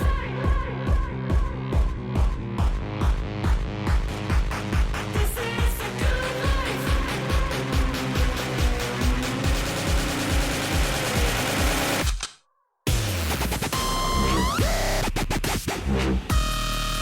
Get money.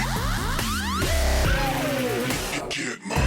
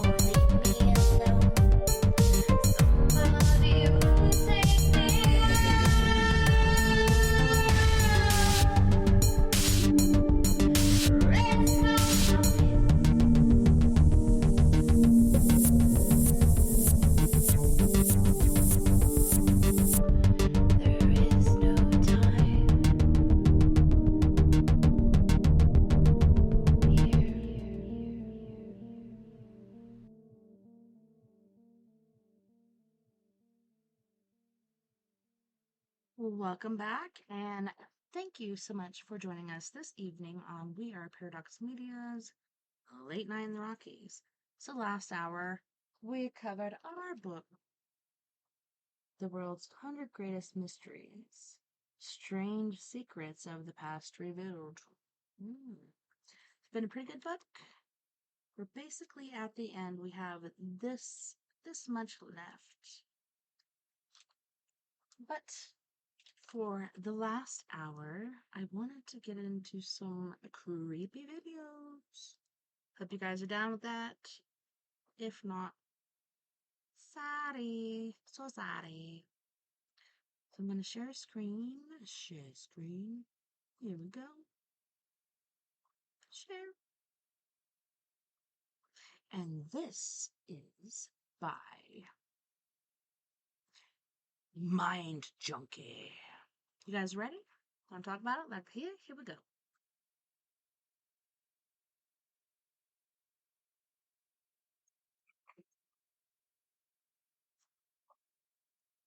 Run.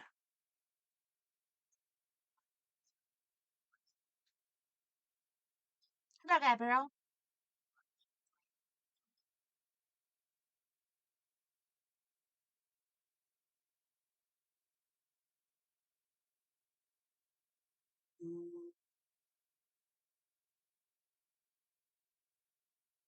Creepy.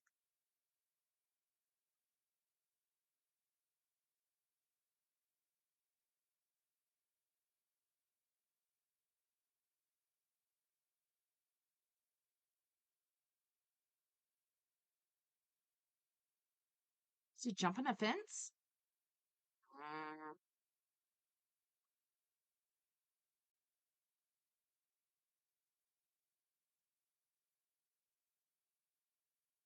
He's a bit scared. Just a bit. Poquito. Escuela.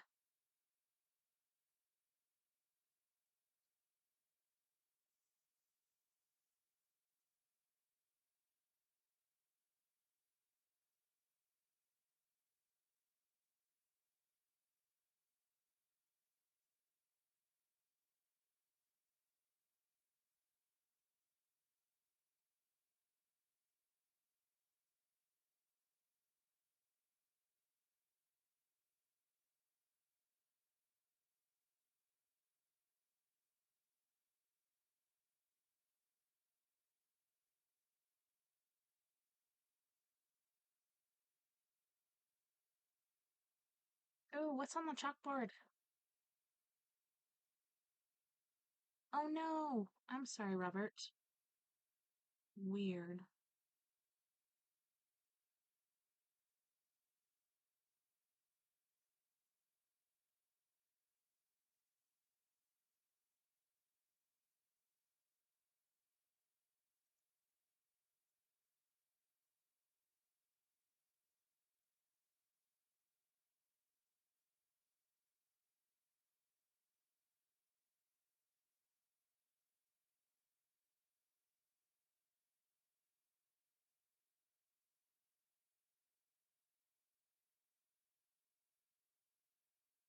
He's breathing pretty heavy. Don't breathe that heavy. There's asbestos in there. Who is it?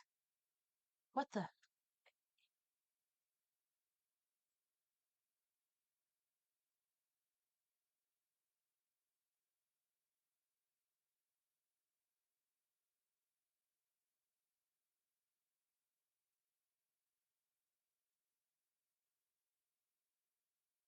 Eek.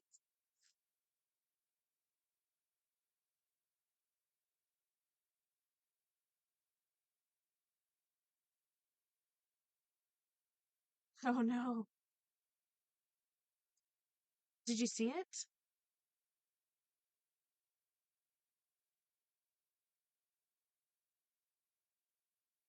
Yeah, he's up and over that fence.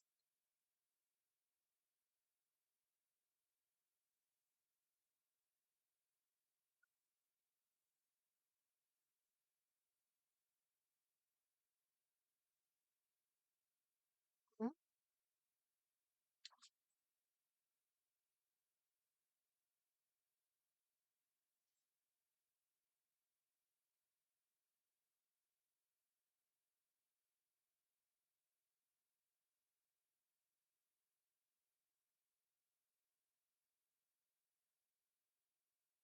Eee. No.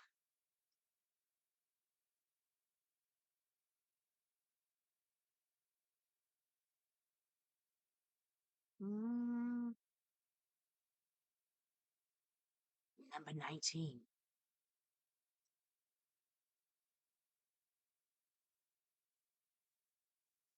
It could be.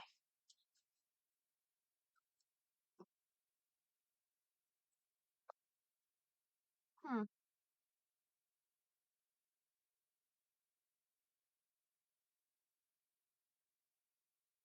Dang.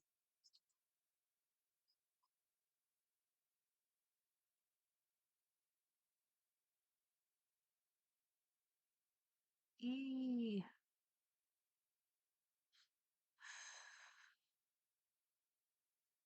Creepy door. Creepy, creaky door.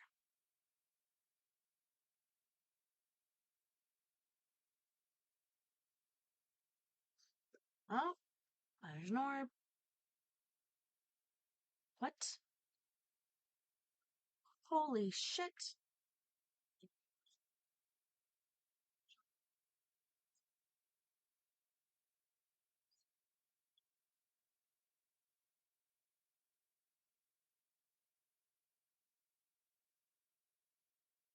Number 18.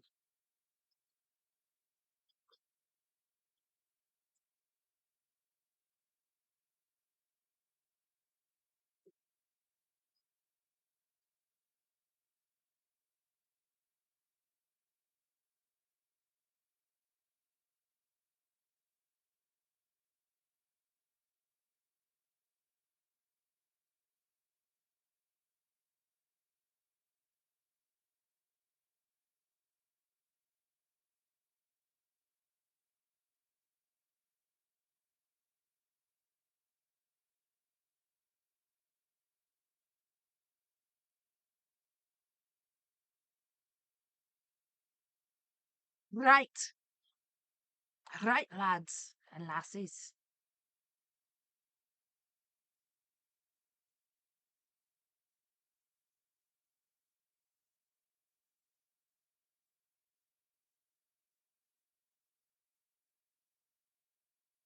Oh, did you see that? That folder just moved.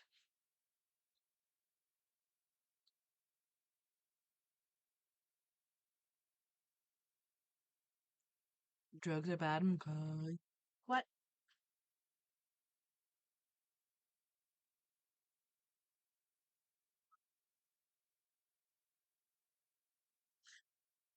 Yeah.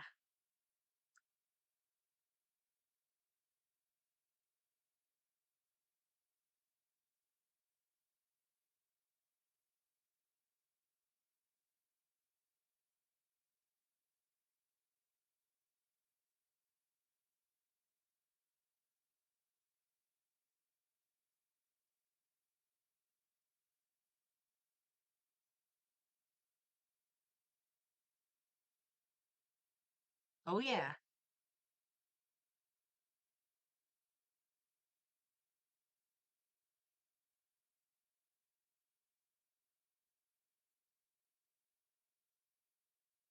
Weird.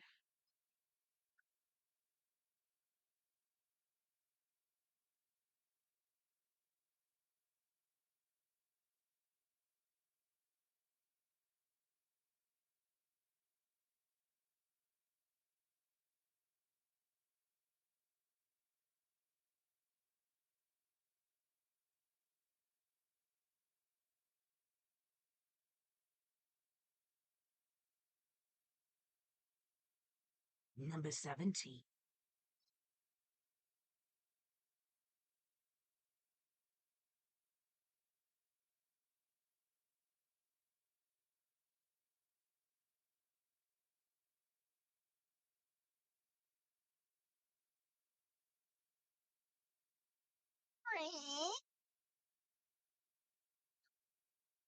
Oh, there goes an orb.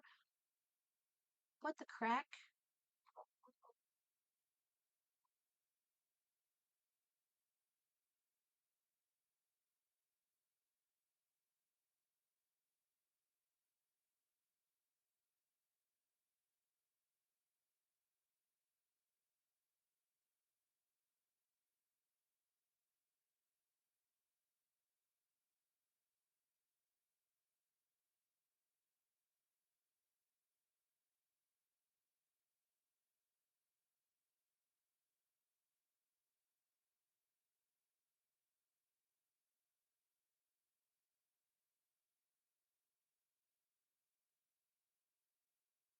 Number 16. Eek. Oh,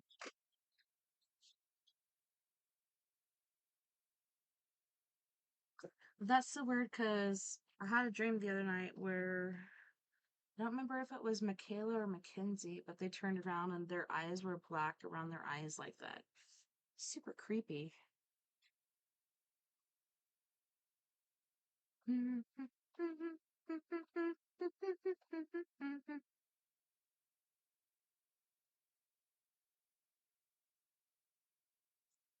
What the crack?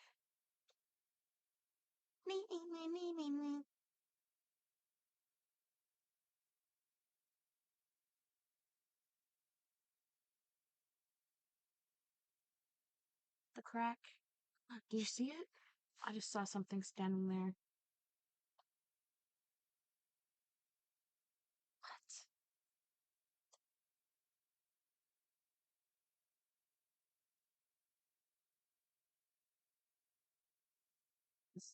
Yeah, creepy. Number 14.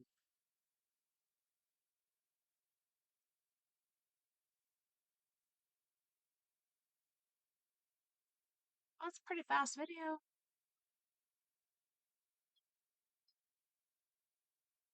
Right?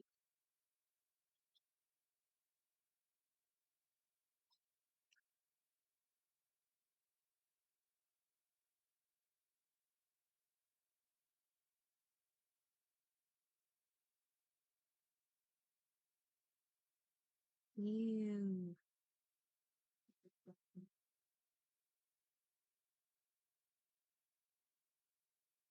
shadow bastard.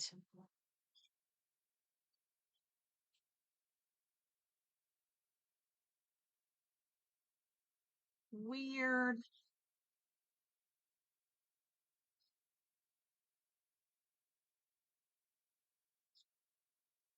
Looks like he's got several eyes on his face. Like, that's super weird.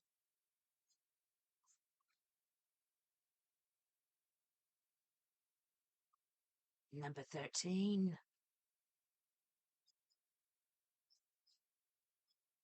And out stinks.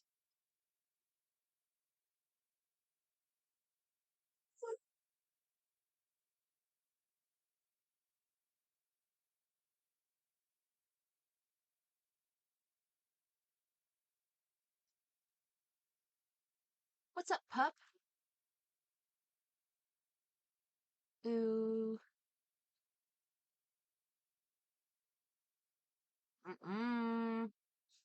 Dogs and cats, like, your pets can see a lot more than you can.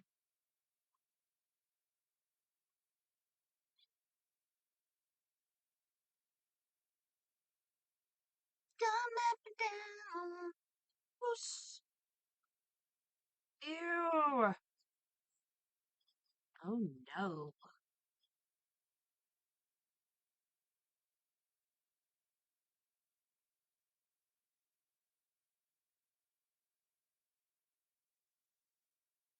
Number 12.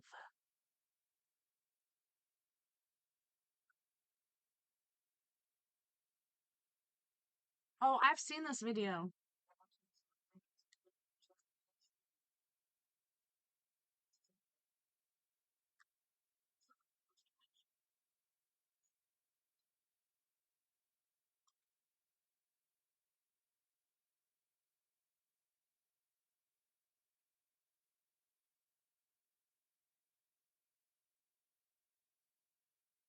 And it's weird, like, as they're doing this, like, throughout the video, there's different creepy things going on. But if you see out in that field, later on, there's an old guy, like, out there, like, collecting twigs or pieces of wood or something. I don't know if that's a caretaker of this home or, like, a neighbor. Um, but yeah, pretty freaking creepy. Tell you what.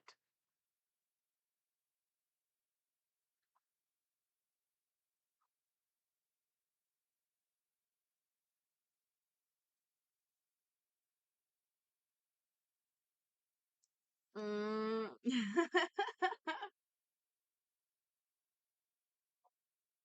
What the crack?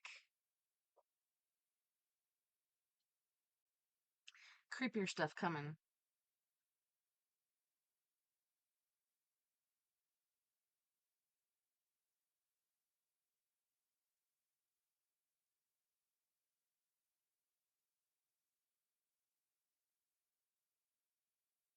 It'd be cool if it started playing the Jaws theme song.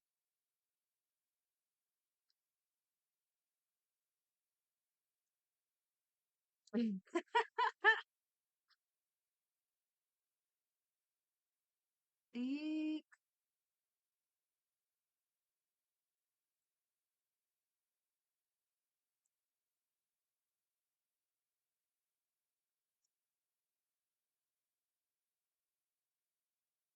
Yeah. Weird.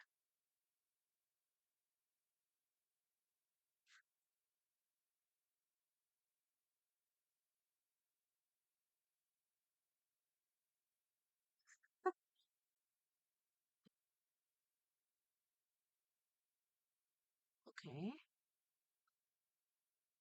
Hmm.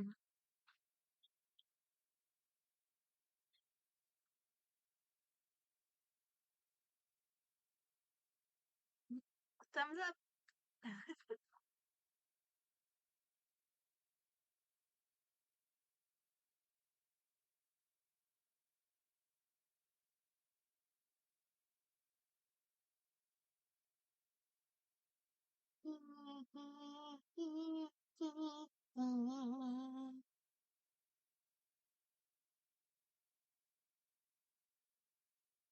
Oh no.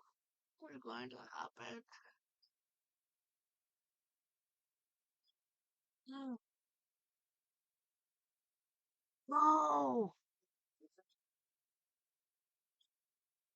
It's empty. There's no one there.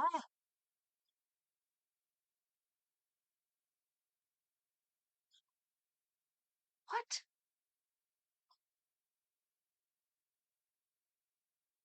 It's a damn shadow bastard.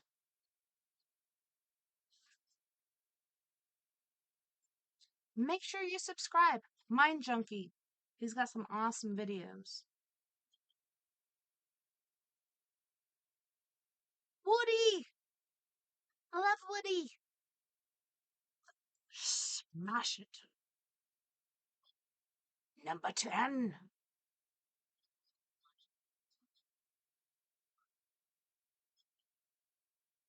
Bunny Squid.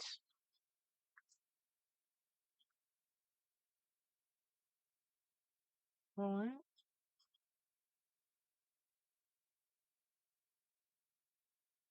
Near Liverpool.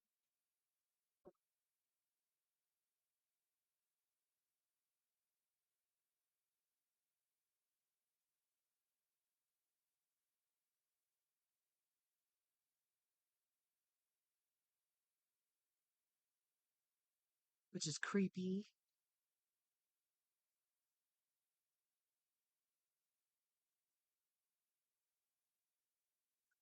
Try the reality triple effect. Supposedly you could see ghosts with it. Oh shit.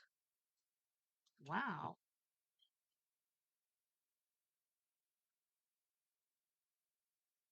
Things are flying around. Oh.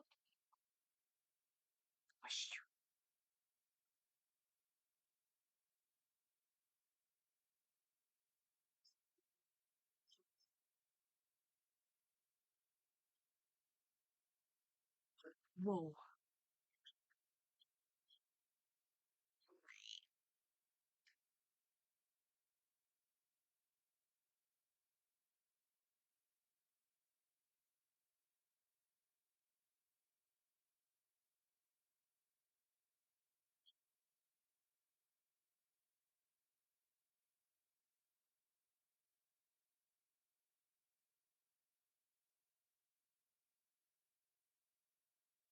Freaking weird.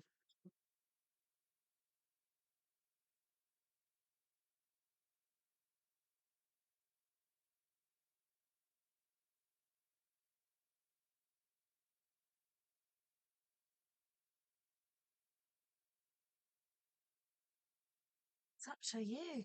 You decide. Number 9.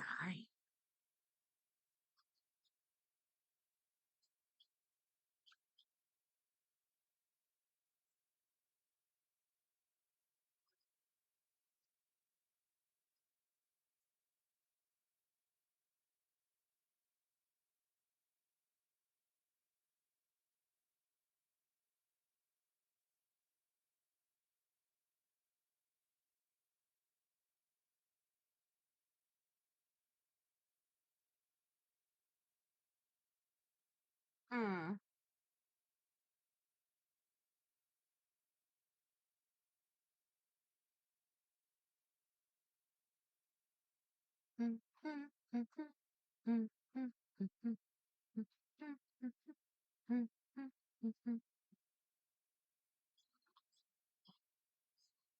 Oh, I see it. Holy shit. That's creepy AF. It's like ducking down, like, you don't see me. Number 8 behind you.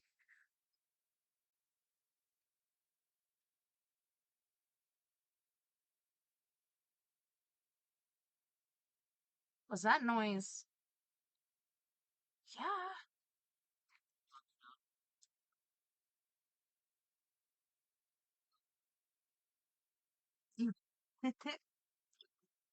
Ooh-wee, T-Shane. Ew!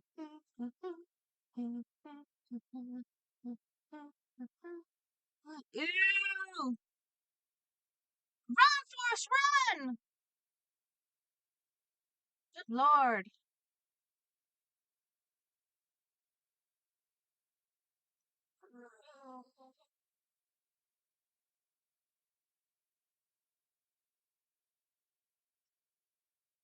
Ew.